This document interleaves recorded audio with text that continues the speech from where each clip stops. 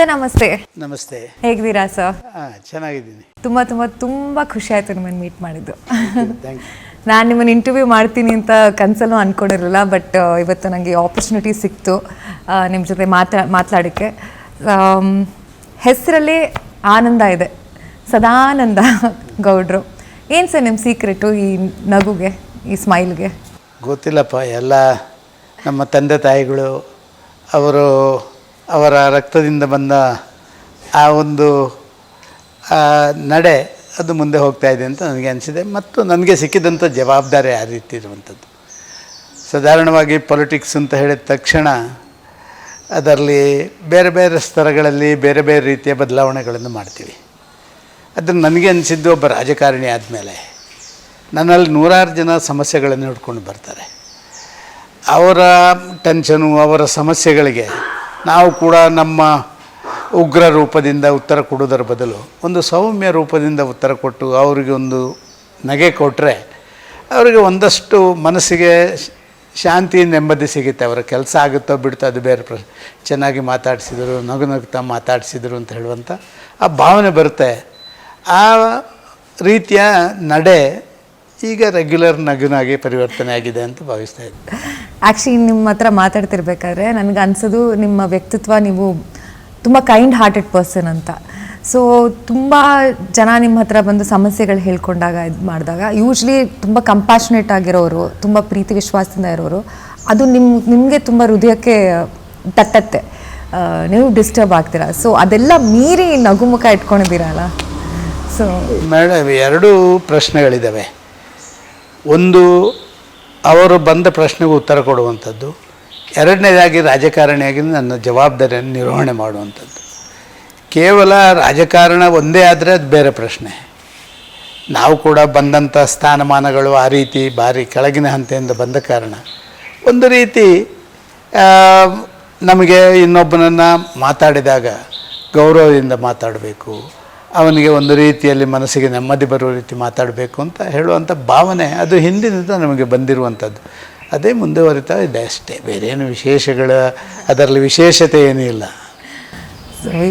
ಅಂದರೆ ಹೆಚ್ಚಾಗಿ ಏನಾಗಿದೆ, ನಾವು ರಾಜಕಾರಣದಲ್ಲಿ ದೊಡ್ಡ ದೊಡ್ಡ ನಾಯಕರನ್ನು ಕಂಡಿದ್ದೇವೆ. ದೇವೇಗೌಡರು ಇರ್ಬೋದು, ಯಡಿಯೂರಪ್ಪರು ಇರ್ಬೋದು, ಸಿದ್ದರಾಮಯ್ಯರು ಇರ್ಬೋದು. ಇವರೆಲ್ಲ ನಗು ಕಡಿಮೆ ಆದ ಕಾರಣ ನನ್ನ ನಗು ಸ್ವಲ್ಪ ಜಾಸ್ತಿ ಅಂತ ಎಲ್ಲರೂ ತಿಳ್ಕೊಳ್ತಾರೆ ಅಷ್ಟೇ. Well shed sir. ಸೊ ಇವಾಗ ತಂದೆ ತಾಯಿ ಬಗ್ಗೆ ಮಾತಾಡ್ತಾ ಇದ್ರಿ. ಸೊ ಅವ್ರನ್ನ ಎನ್ಸ್ಕೊಂಡೆ ಏನು ಹೇಳ್ತೀರಾ ನಿಮ್ಮ ಪರಿವಾರದ ಬಗ್ಗೆ, ತಂದೆ ತಾಯಿ, ನಿಮ್ಮ ಇನ್ಸ್ಪಿರೇಷನ್ನು? ಪ್ರಾಯಶಃ ಒಂದು ರೀತಿಯಲ್ಲಿ ಬಡತನದಲ್ಲಿದ್ದಂಥ ನಾವು ಈ ಹಂತಕ್ಕೆಲ್ಲ ಏರ್ತೇವೆ ಅಂತ ಹೇಳುವಂಥ ಯಾರು ತಿಳ್ಕೊಳ್ಳಿಲ್ಲ. ಇದು ಅವರ ಆ ಒಂದು ನಮಗೆ ಯಾವುದು ಸಿಕ್ಕಲಿಕ್ಕೆ ಸಾಧ್ಯ ಅಲ್ವೋ ಅಂಥ ವಿದ್ಯೆಯನ್ನು ನನ್ನ ತಂದೆ ತಾಯಿಗಳು ನಮಗೆ ಕೊಡಿಸಿದ ಕಾರಣ ಅದು ಈ ರೀತಿಯಾಗಿ ರಾಜಕಾರಣಕ್ಕೆ ಒಂದು ಪರಿವರ್ತನೆ ಆಗಿದೆ. ಬೇರೆ ಬೇರೆ ಕಾರಣಗಳಿರ್ಬೋದು, ಆದರೆ ನನ್ನ ತಂದೆ ತಾಯಿಗಳ ಕಷ್ಟದ ಜೀವನ ಮತ್ತು ಅವರಲ್ಲಿ ನನ್ನ ಮಗ ಮುಂದೆ ಏನಾದ್ರು ಒಂದು ಆಗಬೇಕು, ರಾಜಕಾರಣಿ ಅಂತಲ್ಲ, ಅವನು ಸ್ವಂತ ಕಾಲಲ್ಲಿ ಒಂದು ಸಮಾಜದಲ್ಲಿ ಗೌರವ ನಿಲ್ಲುವಂಥ ವೇದಿಕೆಗೆ ಹೋಗಬೇಕು ಅಂತ ಹೇಳುವಂಥ ಅವರ ಭಾವನೆಗಳು ಪ್ರಾಯಶಃ ಅದು ಇವತ್ತು ನನ್ನನ್ನು ಈ ಎತ್ತರಕ್ಕೆ ಬೆಳೆಸಿದೆ ಅಂತ ನಾನು ತಿಳ್ಕೊಂಡಿದ್ದೇನೆ. ಅವರ ಆಶೀರ್ವಾದ ಸದಾ ಖಂಡಿತ ಯಾವಾಗಲೂ ಇದೆ. ಹುಟ್ಟೂರು ಬಗ್ಗೆ ಏನು ಹೇಳ್ತೀರಾ ಸರ್ ನೀವು? ಹುಟ್ಟೂರು ಬಗ್ಗೆ ಅದೊಂದು ಅದ್ಭುತ ಊರು. ನಾನು ಖಂಡಿತವಾಗಿ ಅದರ ಬಗ್ಗೆ ನನ್ನ ಹುಟ್ಟೂರು ಅಂತ ಹೇಳ್ತಾ ಇಲ್ಲ. ನನ್ನ ಹುಟ್ಟೂರು ಒಂದು ಕಡೆ ಪಯಶ್ವಿನಿ ನದಿ, ಚಂದ್ರಗಿರಿ ನದಿ ಹರಿಯುತ್ತದೆ ಮನೆ ಪಕ್ಕದಲ್ಲಿ, ಇನ್ನೊಂದು ಕಡೆಯಿಂದ ದಟ್ಟ ಅರಣ್ಯ, ರಿಸರ್ವ್ ಫಾರೆಸ್ಟು. ಇದರ ಮಧ್ಯದಲ್ಲಿ ಕರ್ನಾಟಕದಿಂದ ಕೇರಳಕ್ಕೆ ಅಂದರೆ ಕಾಸರಗೋಡಿಗೆ ಹೋಗುವಂಥ ರಸ್ತೆ, ರಾಜ ರಸ್ತೆ ಇದೆ. ಇದರ ಪಕ್ಕದಲ್ಲಿರುವಂಥ ಆ ಒಂದು ಅತ್ಯಂತ ಒಳ್ಳೆಯ ವಾತಾವರಣ ಇರುವಂಥ ಒಂದು ಭಾಗ. ಅಲ್ಲಿ ಹೋಗಿಬಿಟ್ರೆ ಮನಸ್ಸಿಗೆ ನೆಮ್ಮದಿ, ಶಾಂತಿ. ಒಂದು ರೀತಿ ಅಲ್ಲಿ ಇರುವಂಥ ನನ್ನ ಕುಟುಂಬದವರು ಸುಮಾರು 150 ಮನೆಗಳು ನಮ್ಮ ಕುಟುಂಬದ ಮನೆಗಳಿದ್ದಾವೆ. ಅವರೆಲ್ಲ ಪ್ರೀತಿಯ ಆ ಒಂದು ವಿಶ್ವಾಸದ ಮಾತುಗಳು ಮತ್ತು ಅವರ ಒಳ್ಳೆಯ ನನ್ನ ಬಗ್ಗೆ ಇರುವಂಥ ಅವರ ಮನಸ್ಸಿನ ಭಾವನೆಗಳು, ಇದೆಲ್ಲವೂ ನನಗೆ ಒಂದು ರೀತಿಯಲ್ಲಿ ಅಲ್ಲಿ ಹೋದರೆ ಸಾಕು, ಅದೊಂದು ವಿಶೇಷ ಸ್ಥಳಕ್ಕೆ ಹೋದಂಗೆ ಆಗುತ್ತೆ. ಅದೇ ಹುಟ್ಟೂರಾದರೂ ಕೂಡ ಹುಟ್ಟೂರಿನ ನಂತರ ಬಂದಂಥ ಆ ಹೊರಗಿನ ಪ್ರದೇಶವನ್ನು ನಾನು ಕಂಪೇರ್ ಮಾಡಿದರೆ ಸಾವಿರ ಪಾಲು ಬೆಟ್ರು. ಒಂದು ಅತ್ಯಂತ ಪವಿತ್ರ ಸ್ಥಳ ಅಂತ ನಾನು ಭಾವಿಸ್ತೀನಿ. ಹೌದು. ಹೋಗ್ತಿರ್ತೀರಾ ಸರ್ ಇವಾಗಲೂ? ಹೋಗ್ತೀನಿ. ನಾನು ತಿಂಗಳಿಗೆ 1 ಸರಿ 2 ಸರಿ ಹೋಗ್ತೀನಿ. ಮತ್ತು ನಮ್ಮ ಕುಟುಂಬದವರು, ನಮ್ಮದೆಲ್ಲ ಭಾರಿ ಬಡ ಕುಟುಂಬದಿಂದ ಬಂದಂಥವ್ರು, ಈಗೆಲ್ಲ ಅವರವರ ಸ್ವಂತ ಕಾಲಲ್ಲಿ ನಿಂತಿರುವವರು ಮಾತ್ರ ಇರುವಂಥದ್ದಲ್ಲಿ.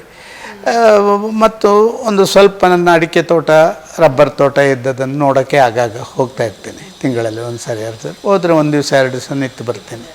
So nice. ನಿಮ್ಮ ಬಾಲ್ಯ ದಿವಸಗಳ ಬಗ್ಗೆ ಹೇಳಿ ಸರ್. ನೀವು ಹೆಂಗಿದ್ರಿ? ನೀವು ಸೌಮ್ಯವಾಗಿದ್ರಾ ಇಲ್ಲ ತುಂಟ ಹುಡುಗ ಆಗಿದ್ರಾ? ಅಲ್ಲ, ಆಗ ಸಣ್ಣ ಪ್ರಾಯದಲ್ಲಿ ನಮ್ಮ ಮನೆಯಲ್ಲಿ ನಾವು 3 ಹೊತ್ತು ಊಟಕ್ಕೆ ಕೂಡ ಇಲ್ಲದಂಥ ವ್ಯವಸ್ಥೆ ಇತ್ತು. ನಮ್ಮ ತಂದೆ ಈ ಗ್ಯಾಂಗ್ ವರ್ಕರ್ ಅಂತ ಹೇಳಿ, ಈ ಹಿಂದೆ ಈ PWD ರಸ್ತೆಯಲ್ಲಿ 5 ಕಿಲೋಮೀಟ್ರಿಗೆ ಈ ಪಾಟ್ ಹಾಲ್ಸ್ ಎಲ್ಲ ತುಂಬಿಸುವಂಥ ಆ ಕೆಲಸ ಕಾರ್ಯಗಳನ್ನು ಮಾಡ್ತಾಯಿದ್ರು. ತಾಯಿ ಮನೆಯಲ್ಲಿರುವಂಥ ಸ್ವಲ್ಪ ಜಾಗದಲ್ಲಿ ನಾವು, ನಮ್ಮದೊಂದು ಅವಿಭಜಿತ ದೊಡ್ಡ ಕುಟುಂಬ. ನಾವು, ನನ್ನ 2 ಜನ ಚಿಕ್ಕಪ್ಪಂದಿರು, ನಾವೆಲ್ಲ ಒಂದೇ ಮನೆಯಲ್ಲಿ ಜಾಯಿಂಟ್ ಫ್ಯಾಮಿಲಿಯಾಗಿ ವಾಸ ಮಾಡ್ತಾಯಿದ್ದೆವು. ನನ್ನ ಚಿಕ್ಕಪ್ಪ ಒಬ್ಬರು ಮಾಸ್ಟರ್ ಆಗಿದ್ದರು, ಇನ್ನೊಬ್ಬರು ಮನೆಯ ಜವಾಬ್ದಾರಿಗಳನ್ನು ತಂದೆಯವರೆಲ್ಲ ನೋಡ್ತಾಯಿದ್ರು. ನಾನು SLC ಯಲ್ಲಿರುವಾಗಲೇ ತಂದೆಯನ್ನು ನಾನು ಕಳ್ಕೊಂಡೆ. ಆಮೇಲೆ ಪೂರ್ತಿ ನನ್ನ ತಾಯಿಯೇ ನಮ್ಮನ್ನು ನೋಡಿ ನಮ್ಮನ್ನೆಲ್ಲ ಬೆಳೆಸಿದ ತಾಯಿ. ಆಮೇಲೆ ನಮ್ಮ ಮನೆ ವಿಭಜನೆ ಆದಮೇಲೆ 3 ಜನ, 2 ತಮ್ಮಂದಿರು ಅಂದರೆ ಚಿಕ್ಕಪ್ಪಂದಿರು ಮತ್ತು ತಾಯಿ ಬೇರೆ ಆದ, ತಾಯಿ ಒಬ್ಬರೇ ನಿಂತ್ಕೊಂಡು ನನ್ನ ಅಣ್ಣನನ್ನು, ನನ್ನನ್ನು, ನನ್ನ 2 ತಮ್ಮಂದಿರನ್ನು, ಒಬ್ಬರು ಅಕ್ಕ, ಒಬ್ಬರು ತಂಗಿಯನ್ನು, 6 ಜನ ಎಲ್ಲರನ್ನು ನೋಡಿಕೊಂಡು ಭಾರಿ ಕಡಿಮೆ ಆದಾಯದಲ್ಲಿ ನಮ್ಮನ್ನೆಲ್ಲ ಬೆಳೆಸುವಂಥ ಕೆಲಸ ಕಾರ್ಯಗಳನ್ನು ಮಾಡಿದರು. ಹಂಗಿದ್ದು ನೀವು ಈ ಸ್ಥಾನದಲ್ಲಿ ಇದ್ದೀರಾ ಅಂದರೆ ರಿಯಲಿ ಗ್ರೇಟ್ ಸರ್. ನಿಜವಾಗಿ ಇನ್ಸ್ಪಿರೇಷನ್ ನೀವು. ನಿಜವಾಗಿ ನನ್ನ ಬಗ್ಗೆ ಹೇಳುವಂಥದ್ದಲ್ಲ.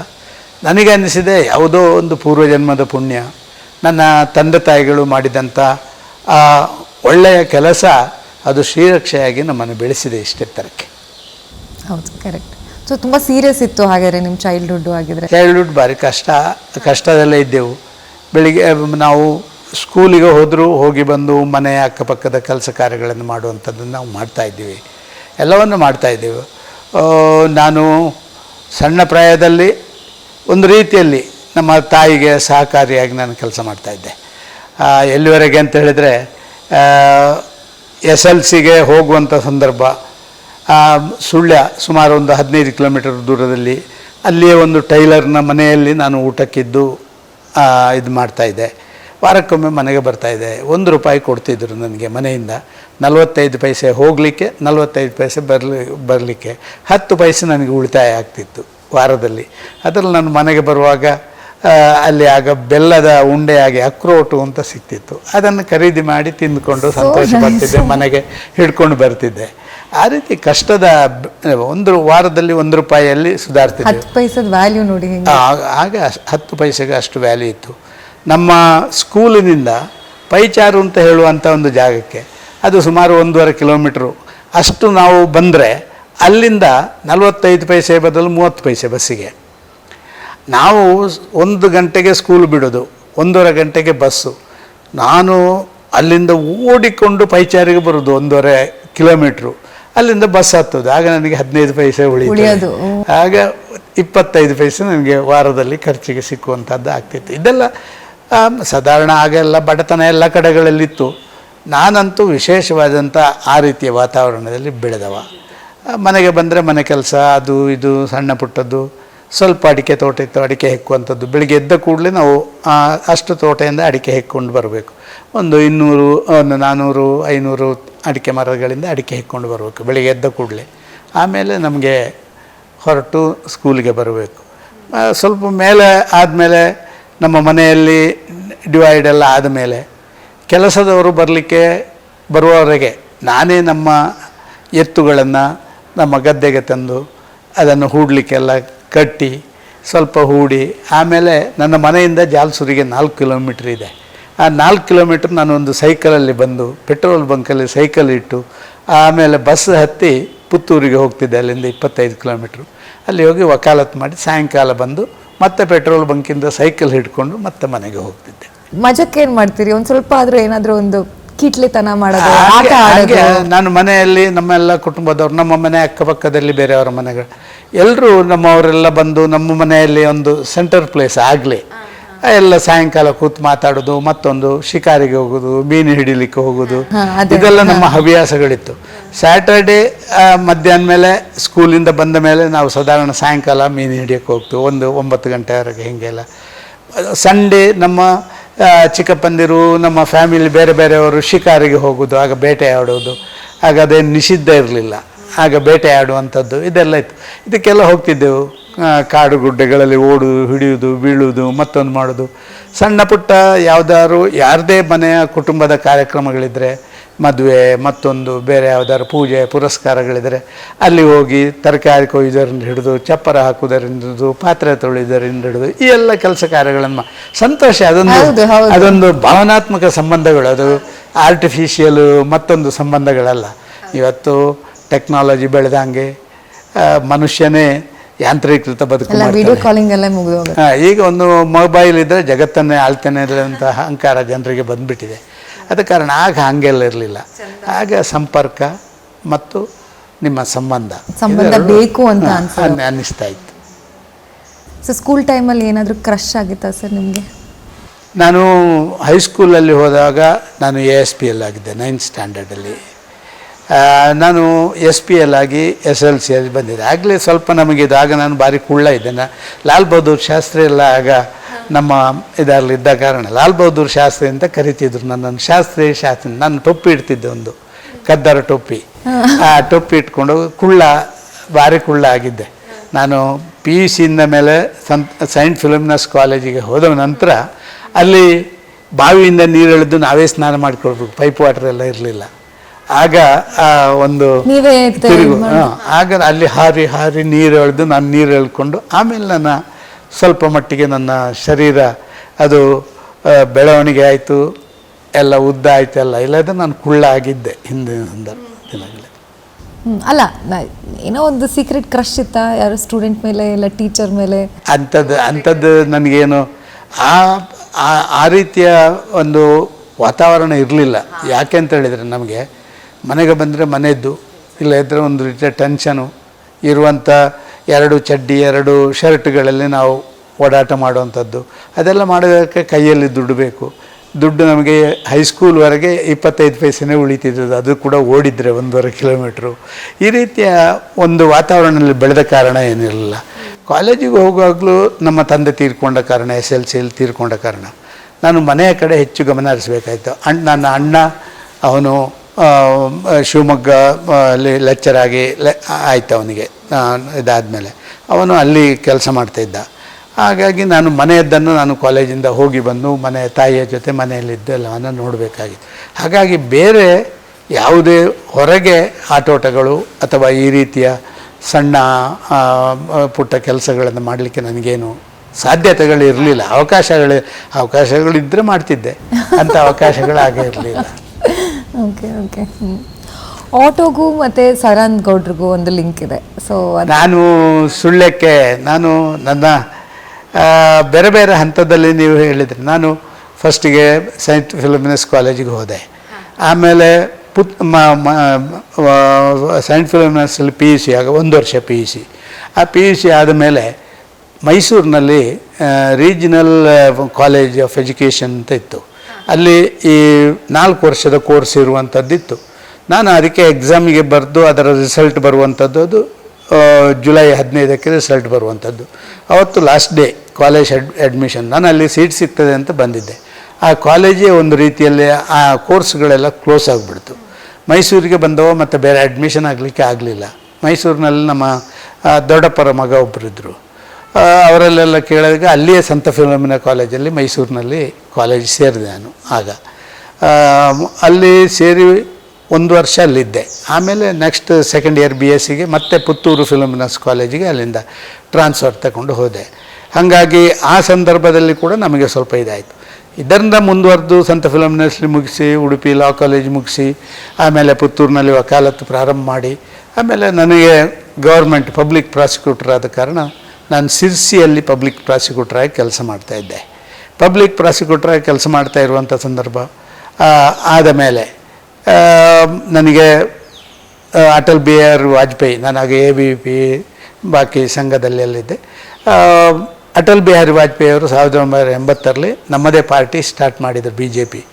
ಹಾಗೆ ಸುಳ್ಯದಲ್ಲಿರುವಂಥ ನಮ್ಮ ಮಿತ್ರರು ಬಾಕಿಯವರೆಲ್ಲ ಹೇಳಿದರು, ನೀವು ಅಲ್ಲಿ ಯಾಕ್ರಿ ಗೌರ್ಮೆಂಟ್ ಜಾಬಲ್ಲಿ, ಇಲ್ಲಿ ಬನ್ನಿ, ಇಲ್ಲಿ ನೀವು ವಕಾಲತ್ತು ಮಾಡಿ ಮತ್ತು ಜೊತೆಯಲ್ಲಿ ನಮ್ಮ ಪಕ್ಷದ ಜವಾಬ್ದಾರಿ ತಗೊಂಡು ಮಾಡಿ ಅಂತ ನಾನು ಅಲ್ಲಿ ರಾಜೀನಾಮೆ ಕೊಟ್ಟು ಸುಳ್ಯಕ್ಕೆ ಬಂದು ನನ್ನ ವಕಾಲತ್ತನ್ನು ಪ್ರಾರಂಭ ಮಾಡಿದೆ.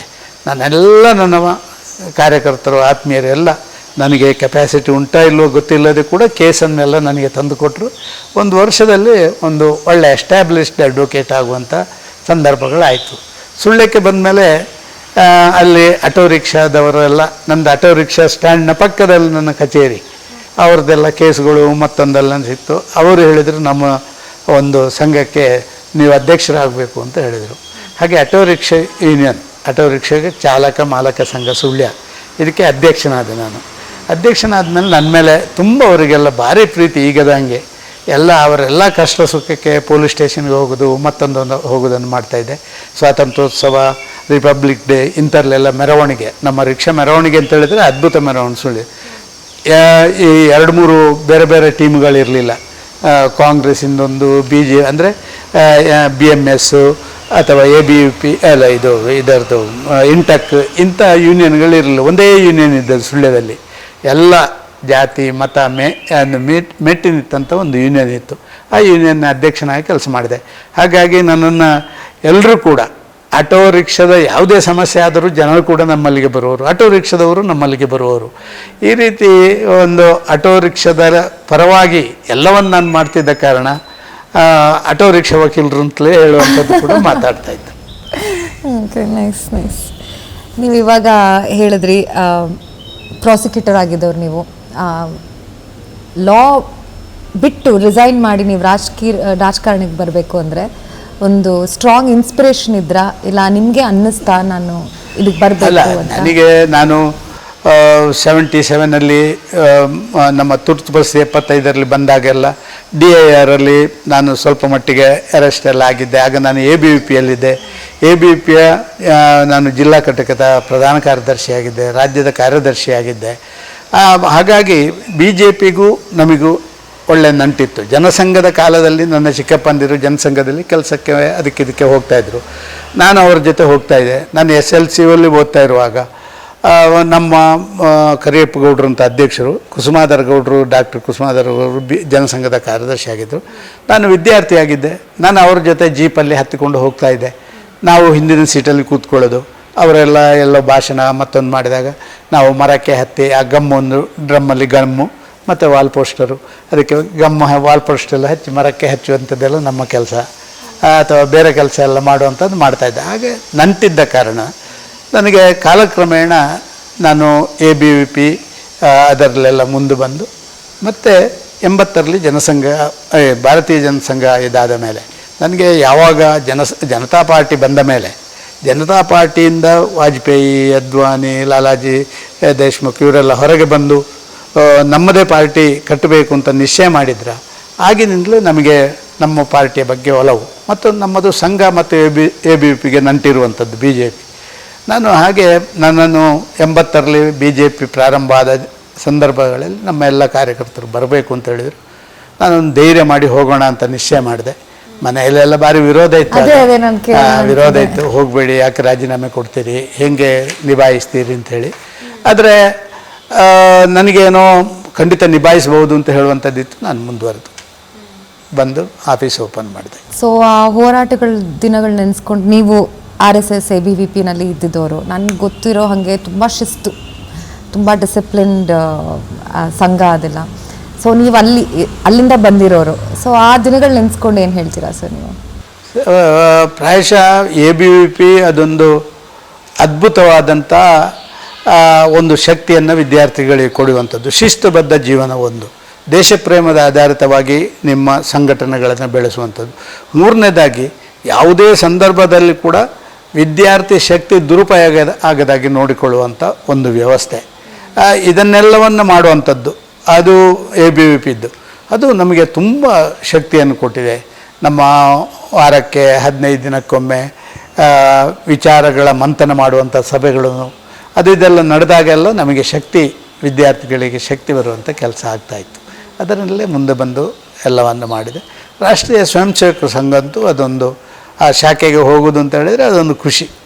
ಆಗ ಚಡ್ಡಿ ಹಾಕ್ಕೊಂಡು ಒಂದು ದೊಣ್ಣೆ ಹಿಡ್ಕೊಂಡು ಒಂದು ಟೋಪಿ ಹಾಕ್ಕೊಂಡು ಹೋಗೋದು ಅಂತ ಹೇಳಿದ್ರೆ ಈಗ ನನಗೆ ಪ್ಯಾಂಟ್ ಅಲ್ಲ, ಆಗ ಚಡ್ಡಿ ಹೋಗುವಂಥದ್ದು, ಕಾಕಿ ಚಡ್ಡಿ. ಒಂದೇ ಪ್ಯಾರು ಚಡ್ಡಿ ನಮಗೆ, ಒಂದು ಚಡ್ಡಿ, ಒಂದು ಶರ್ಟು, ಒಂದು ಟೋಪಿ, ಒಂದು ಕಾಕಿ ಸಾಕ್ಸು, ಒಂದು ಬೂಟು, ಒಂದು ದಂಡ, ಅಷ್ಟನ್ನು ಇಟ್ಕೊಂಡು ಅದೊಂದು ABVP ಮತ್ತು ಸಂಘ ಅದೊಂದು ಶಕ್ತಿ ಕೊಡ್ತದೆ ಅಂತ ಹೇಳೋದಕ್ಕೆ ನಾನೇ ಒಂದು ಜ್ವಲಂತ ಕಾನ್ಫಿಡೆನ್ಸ್ ಬಿಲ್ಡ್ ಮಾಡಿ. ರಾಜಕಾರಣ ಎಲ್ಲ ಸ್ವಲ್ಪ ಮಟ್ಟಿಗೆ ವ್ಯತ್ಯಾಸ ಆಗಿರ್ಬೋದು, ಆದರೆ ಅಲ್ಲಿಂದ ರಾಜಕಾರಣಕ್ಕೆ ಪ್ರವೇಶ ಆದವರು ಬಾಕಿಯವರಿಗಿಂತ ಸ್ವಲ್ಪ ವಿಭಿನ್ನವಾಗಿರ್ತಾರೆ.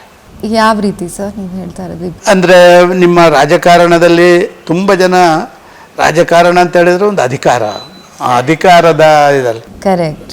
ನಮ್ಮ ABVPಯಿಂದ ಬಂದಂಥ BJP ಬಂದವರು ರಾಜಕಾರಣ ಅಂದರೆ ಅದು ಸೇವೆ ಮಾಡಲಿಕ್ಕೆ ಒಂದು ವಿಶೇಷವಾದಂಥ ನಿಮಗೆ ಜವಾಬ್ದಾರಿ ಮತ್ತು ಅಧಿಕಾರದ ಸ್ಥಾನ ಅಂತ ಹೇಳುವಂಥ ವ್ಯತ್ಯಾಸಗಳನ್ನು ನಾವು ಕಂಡಿದ್ದೇವೆ. ಕರೆಕ್ಟ್. ಅದೇ ಅನ್ಸುತ್ತೆ ಅಲ್ವ, ಪಾಲಿಟಿಕ್ಸ್ ಅಂದರೆ ಸೇವೆ ಮಾಡೋದು. ಅದು ಹೌದು, ಆದರೆ ಅದು ಈಗ ಸೇವೆ ಆಗಲಿಲ್ಲ, ಅದು ಸ್ವಲ್ಪ ಬದಲಾವಣೆ ಆಗಿದೆ. ಆದರೆ ದಕ್ಷಿಣ ಕನ್ನಡ, ವಿಶೇಷವಾಗಿ ದಕ್ಷಿಣ ಕನ್ನಡ ಉಡುಪಿಯಲ್ಲಿ ನಿಶ್ಚಿತವಾಗಿ ರಾಜಕಾರಣದ ಒಂದು ವ್ಯವಸ್ಥೆ ಅಂತ ಹೇಳಿದರೆ ಅದು ಸೇವೆ ಮಾಡಲಿಕ್ಕೆ ಇರುವಂಥದ್ದು ಅಂತ ಇವತ್ತು ಕೂಡ ಬಾಕಿ ಜಾಗಕ್ಕಿಂತ ಅದೊಂದು ವಿಭಿನ್ನವಾಗಿದೆ. ನಮ್ಮ ರಾಜ್ಯದಲ್ಲೇ ದಕ್ಷಿಣ ಕನ್ನಡ ಮತ್ತು ಉಡುಪಿ ರಾಜಕಾರಣದಲ್ಲಿ ಕೂಡ ಸ್ವಲ್ಪ ಶಿಸ್ತು, ಸ್ವಲ್ಪ ಜವಾಬ್ದಾರಿ ಇದನ್ನು ಅರಿತುಕೊಂಡು ಮಾಡುವಂಥ ವ್ಯವಸ್ಥೆಗಳಿದ್ದಾವೆ ಅಂತ ನಾನು ತಿಳ್ಕೊಂಡಿದ್ದೀನಿ. ಹೌದು. ಸೊ ಇವಾಗ ಅಟಲ್ ಬಿಹಾರಿ ವಾಜಪೇಯಿ ಅವರು ಮತ್ತು LK ಅದ್ವಾನಿ ಅವರು, ಇವಾಗ ಮೋದಿ ಅವರು, ಸೊ ಇವ್ರ ಮೂವರಲ್ಲಿ ಒಂದು ಕಾಮನ್ ಗುಣ ನಿಮ್ಗೆ ಏನು ಅನ್ಸುತ್ತೆ ಸರ್? ಬಿಕಾಸ್ ಎಲ್ಲರೂ ನೋಡಿ, ಮೂರು ಜನ ಕೂಡ ರಾಷ್ಟ್ರೀಯ ಸ್ವಯಂ ಸೇವಕ ಸಂಘದ ಹಿನ್ನೆಲೆಯಿಂದಲೇ ಬಂದವರು. ಕರೆಕ್ಟ್. ಅದಕ್ಕೆ ಏನು ರಾಷ್ಟ್ರೀಯ ಸ್ವಯಂ ಸೇವಕ ಸಂಘದ ಹಿನ್ನೆಲೆಯಲ್ಲಿ ಬಂದವರಿಗೆಲ್ಲ ಒಂದು ಆ ಭಾವನೆಗಳನ್ನು ಜನರ ಜೊತೆ ಹಂಚಿಕೊಳ್ಳುವಂಥ ಸಂಗತಿಗಳಿರ್ತವೆ ಅವರಿಗೆ. ನಿಜ, ಅದ್ವಾನಿ ಭಯಂಕರ ಸ್ಟ್ರಿಕ್ಟು ಮತ್ತು ಅವರ ನಿಲುವುಗಳೆಲ್ಲ ಅದು ನೇರ ನಿಲುವುಗಳು.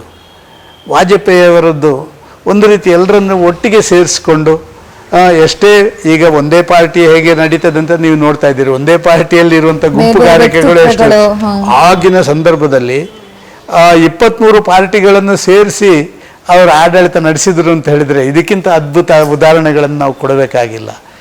ನರೇಂದ್ರ ಮೋದಿಯವರು ಇನ್ನೂ ಒಂದು ಹೆಜ್ಜೆ ಮುಂದೆ ಹೋಗಿದ್ದಾರೆ. ನರೇಂದ್ರ ಮೋದಿಯವರು ಪ್ರಚಾರಕರಾಗಿ ಮತ್ತೊಂದಾಗಿ ಎಲ್ಲವೂ ಬಂದ ಮೇಲೆ ಅವರು ದೇಶದ ವಿಚಾರದಲ್ಲಿ ಒಂದು ಹೊಸ ಪರಿಕಲ್ಪನೆಯನ್ನು ಬಿತ್ತಿದವರು. ಇವತ್ತು ದೇಶ ಪ್ರಥಮ ಅಂತ ಹೇಳುವಂಥ ಶಬ್ದಕ್ಕೆ ಅಟಲ್ಜಿ ಅದ್ವಾನಿಜಿ ಅದನ್ನು ಬೆಳೆಸಿ ಈ ಶ್ರೀರಾಮ ಅಯೋಧ್ಯೆಯಲ್ಲಿ ನಮ್ಮ ಸಂಸ್ಕೃತಿ ಸಂಸ್ಕಾರ ಉಳಿಸಲಿಕ್ಕೆ ಬೇಕಾದಂಥ ವ್ಯವಸ್ಥೆಗೆ ಅಯೋಧ್ಯೆಯಲ್ಲಿ ಶ್ರೀರಾಮ ಮಂದಿರ ಇರ್ಬೋದು ಅಥವಾ ಇತರ ವಿಶೇಷವಾದಂಥ ಸಂಘಟಿತವಾದಂಥ ಒಂದು ರಾಷ್ಟ್ರ ನೀತಿ ಇರ್ಬೋದು. ಇದಕ್ಕಿಂತ ಒಂದು ಹೆಜ್ಜೆ ಮುಂದೆ ಹೋಗಿ ತನ್ನ ನಿಲುವುಗಳಲ್ಲಿ ಕಠೋರ, ಯಾವುದೇ ಸಂದರ್ಭದಲ್ಲಿ ದೇಶದ ಆಚಾರ ವಿಚಾರ ಸಂಸ್ಕೃತಿ ಪರಂಪರೆಗಳು ಬಂದಾಗ ಕಾಂಪ್ರಮೈಸ್ ಹೇಳುವಂಥ ಶಬ್ದನೇ ಇಲ್ಲ. ರಾಜಕಾರಣ ಕಲುಷಿತವಾಗಿ ಕಾಂಗ್ರೆಸ್ 50 ವರ್ಷ ಕೊಟ್ಟ ಕಲುಷಿತ ರಾಜಕಾರಣ, ಭ್ರಷ್ಟಾಚಾರದ ರಾಜಕಾರಣದಿಂದ ಮೇಲೆ ನಿಂತು ಭ್ರಷ್ಟಾಚಾರ ರಹಿತವಾದಂಥ ಒಂದು ಆಡಳಿತ, ಜಗತ್ತಿನಲ್ಲಿ ಭಿಕ್ಷಾಪಾತ್ರೆ ಎತ್ತಿಕೊಂಡು ಹೋಗುವಂಥ ಭಾರತ ದೇಶವನ್ನು ಜಗತ್ತಿನ ಯಶಸ್ವಿ ರಾಷ್ಟ್ರ. ಅದಕ್ಕಾಗಿ ಭಾರತೀಯ ಜನತಾ ಪಾರ್ಟಿಯ ಒಂದು ಘೋಷವಾಕ್ಯ ಅಂತ ಹೇಳಿದರೆ ಸಮೃದ್ಧ ಸಶಕ್ತ ಸ್ವಾಭಿಮಾನಿ ಭಾರತ. ಇದು ಅಟಲ್ಜಿ ಹೇಳಿದ್ದು. ಅದನ್ನೆಲ್ಲ ಅವರೇ ಪ್ರಾರಂಭ ಮಾಡಿಬಿಟ್ರು. ಸಶಕ್ತ ಭಾರತ ಪ್ರಾರಂಭ ಮಾಡಲಿಕ್ಕೆ ಅಣುಬಾಂಬ್ ಸ್ಫೋಟ, ಜಗತ್ತಿನ ಆ ಇಡೀ ನಿರ್ಬಂಧಗಳಿದ್ದಾಗ, ಸ್ಯಾಂಕ್ಷನ್ಸ್ ಇದ್ದಾಗ ಭಾರತವನ್ನು ನಮ್ಮ ಸ್ವಂತ ಕಾಲಲ್ಲಿ, ಭಾರತ ದೇಶದ 1 ಕೋಟಿ ಜನರ ಸ್ವಂತ ಕಾಲಲ್ಲಿ ನಿಂತು ನೋಡ್ತೇನೆ ಅಂತ ಹೇಳುವಂಥದ್ದನ್ನು ಅವರು ಪ್ರಾರಂಭ ಮಾಡಿದ್ದು. ಅಯೋಧ್ಯೆಯಲ್ಲಿ ಶ್ರೀರಾಮ ಮಂದಿರ ಅಂತ ಆಗಲೇಬೇಕು ಅಂಥೇಳಿ ಅದ್ವಾನಿಯವರ ಆ ರಥಯಾತ್ರೆ, ಅದ್ಭುತವಾದಂಥ ರಥಯಾತ್ರೆ, ಅಲ್ಲಿ ಇದ್ದಂಥ ಮಸೀದಿಯ ಡೆಮಾಲಿಷನ್ ಆಗಿರುವಂಥದ್ದು. ನರೇಂದ್ರ ಮೋದಿಯವರು ಬಂದ ಮೇಲೆ ಆರ್ಟಿಕಲ್ 370 ಇರ್ಬೋದು, ಸಮಾನ ಕಾನೂನು ಇರ್ಬೋದು, ಇಂಥದ್ದನ್ನೆಲ್ಲ ಅಂದರೆ ಇದೆಲ್ಲ ಕಾಂಗ್ರೆಸ್ನವರ ಅಪೀಸ್ಮೆಂಟ್ ಪಾಲಿಸಿಯ ವಿರೋಧವಾದಂಥ ದೇಶದ ಪ್ರತಿಯೊಬ್ಬ ನಾಗರಿಕ ಕೂಡ ಭಾರತೀಯ ಅಂತ ಹೇಳುವಂಥ ಪರಿಕಲ್ಪನೆಯಲ್ಲಿ ನಡೆಸ್ತಾ ಇರುವಂಥ ಸಂಗತಿಗಳು. ಅದೇ ಡಿಫರೆನ್ಸ್. ಇಂಡಿಪೆಂಡೆಂಟ್ ಆಗಿರ್ಬೇಕು, ಇಂಡಿಪೆಂಡೆಂಟ್ ಆಗಿರಬೇಕು, ಸ್ವಾಭಿಮಾನಿ ಆಗಿರಬೇಕು, ನನ್ನ ಕಾಲಲ್ಲಿ ನಾನು ನಿಲ್ಬೇಕು, ನಿಮ್ಮ ಪರ್ಸಿಗೆ ಕೈ ಹಾಕಿ ನಾನು ಬದುಕುವುದಲ್ಲ, ಬೇಕಾಗಿಲ್ಲ. 50 ವರ್ಷದ ಕಾಂಗ್ರೆಸ್ನ ಆಡಳಿತದಲ್ಲಿ ಹೇಗಾದ್ರೂ ಆಗ್ಬೋದು, ಯಾರ್ದಾರ ಆಗ್ಬೋದು, ಇನ್ನೊಬ್ಬನ ಕಿಸೆ ಕೈ ಹಾಕಿ ಅಥವಾ ಸರ್ಕಾರದ ಖಜಾನೆ ಲೂಟಿ ಹೊಡೆದಾದ್ರೂ ನೀನು ಬದುಕು ಅಂತ ಹೇಳುವಂಥದ್ದಿತ್ತು. ಈಗ ಅದನ್ನೆಲ್ಲ ನಿಂತು ಸ್ವಾಭಿಮಾನಿ ವ್ಯವಸ್ಥೆ, ಸ್ವಾಭಿಮಾನಿ ಭಾರತ, ಸ್ವಾಭಿಮಾನಿ ವ್ಯಕ್ತಿತ್ವ ಎರಡನ್ನು ಕೊಡುವಂಥ ಕೆಲಸ ಕಾರ್ಯಗಳನ್ನು. 10 ರೂಪಾಯಿ ಅಲ್ಲ 100 ರೂಪಾಯಿ ದುಡಿದ್ರು ಅದು ನಿಂದಾಗಿರ್ಬೇಕು, ಸ್ವಾಭಿಮಾನಿ ನಿಂತ್ಕೋ ಅನ್ನೋ ಒಂದು ಉದ್ದೇಶದಿಂದ ನಡೆಸ್ತಾ ಇದ್ದಾರೆ. ಸರ್, ನೀವು ಎಮರ್ಜೆನ್ಸಿ ದಿನಗಳಲ್ಲಿ ಜೈಲಿಗೆ ಹೋಗಿ ಬಂದಿದ್ದು ಅದು ಹೆಂಗಿತ್ತು ಸರ್? ಏನಕ್ಕೆ? ನೋಡಿ, ಎಮರ್ಜೆನ್ಸಿಯಲ್ಲಿ ನಾನು ಮೀಸದ ಅಡಿಯಲ್ಲಿ ಜೈಲಿಗೆ ಹೋಗಲಿಲ್ಲ. ಮೀಸದ ಅಡಿಯಲ್ಲಿ ಹೋದವರೆಲ್ಲ 18 ತಿಂಗಳ ಕಾಲ ಜೈಲಲ್ಲಿದ್ದರು. ನಾನು DIR ಅಂತ ಹೇಳುವಂಥ ಒಂದು ಕಾನೂನಿತ್ತು, ಅದರಲ್ಲಿ ನಾನು ಜೈಲಿಗೆ ಹೋದದ್ದು. ಅಂದರೆ ಇದನ್ನೆಲ್ಲ ಪ್ರತಿಭಟನೆ ಮಾಡಿ ಎಲ್ಲರನ್ನು ಸಾಮೂಹಿಕವನ್ನು ಮೀಸದ ಅಡಿಯಲ್ಲಿ ಬಂಧನ ಮಾಡಿರುವಂಥದ್ದು. ಆಗಾಗಲೇ ಬೆಳೆದಂಥ ನಾಯಕರು, ಯಾರು ವಿಸಿಬಲ್ ಇರುವಂಥ ನಾಯಕರುಗಳನ್ನು ಅವರನ್ನೆಲ್ಲ ಮೀಸದ ಅಡಿಯಲ್ಲಿ ಬಂಧನ ಮಾಡಿ ಒಳಗಿಟ್ರು.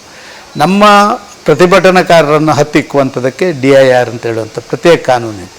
ಅದರ ಅಡಿಯಲ್ಲಿ ನಾವು ಒಂದು ವಾರ 15 ದಿವಸ ಹೀಗೆಲ್ಲ ಹೊರಗೆ ಬಂದ ಕೂಡಲೇ ಮತ್ತೆ ಪ್ರತಿಭಟನೆ ಮಾಡೋದು, ಇಂಥದ್ದೆಲ್ಲ ಮಾಡಿಕೊಂಡು ಒಂದಷ್ಟು ಕಾಲ ಜೈಲಿಗೆ ಹೋಗಿ.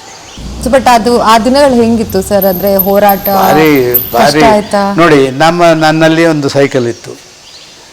ಆಗ ನಾವು ಕಹಳೆ ಅಂತ ಹೇಳುವಂಥ ಒಂದು ಪತ್ರಿಕೆ, ಅದನ್ನು ಪ್ರಿಂಟ್ ಮಾಡಿ ಎಲ್ಲ ಮನೆಗೆ, ಕಹಳೆ ಪತ್ರಿಕೆ ಅಂತ ಹೇಳಿದರೆ ಕಾಂಗ್ರೆಸ್ ಅದು ವಿರೋಧಿ, ದೇಶ ವಿರೋಧಿ ಅಂತ ಅದನ್ನೆಲ್ಲ ಮಾಡಿರುವಂಥದ್ದು. ನಮ್ಮಲ್ಲಿ ರಾಮ್ ಭಟ್ರು ಅಂತ MLA ಇದ್ರು ಪುತ್ತೂರು.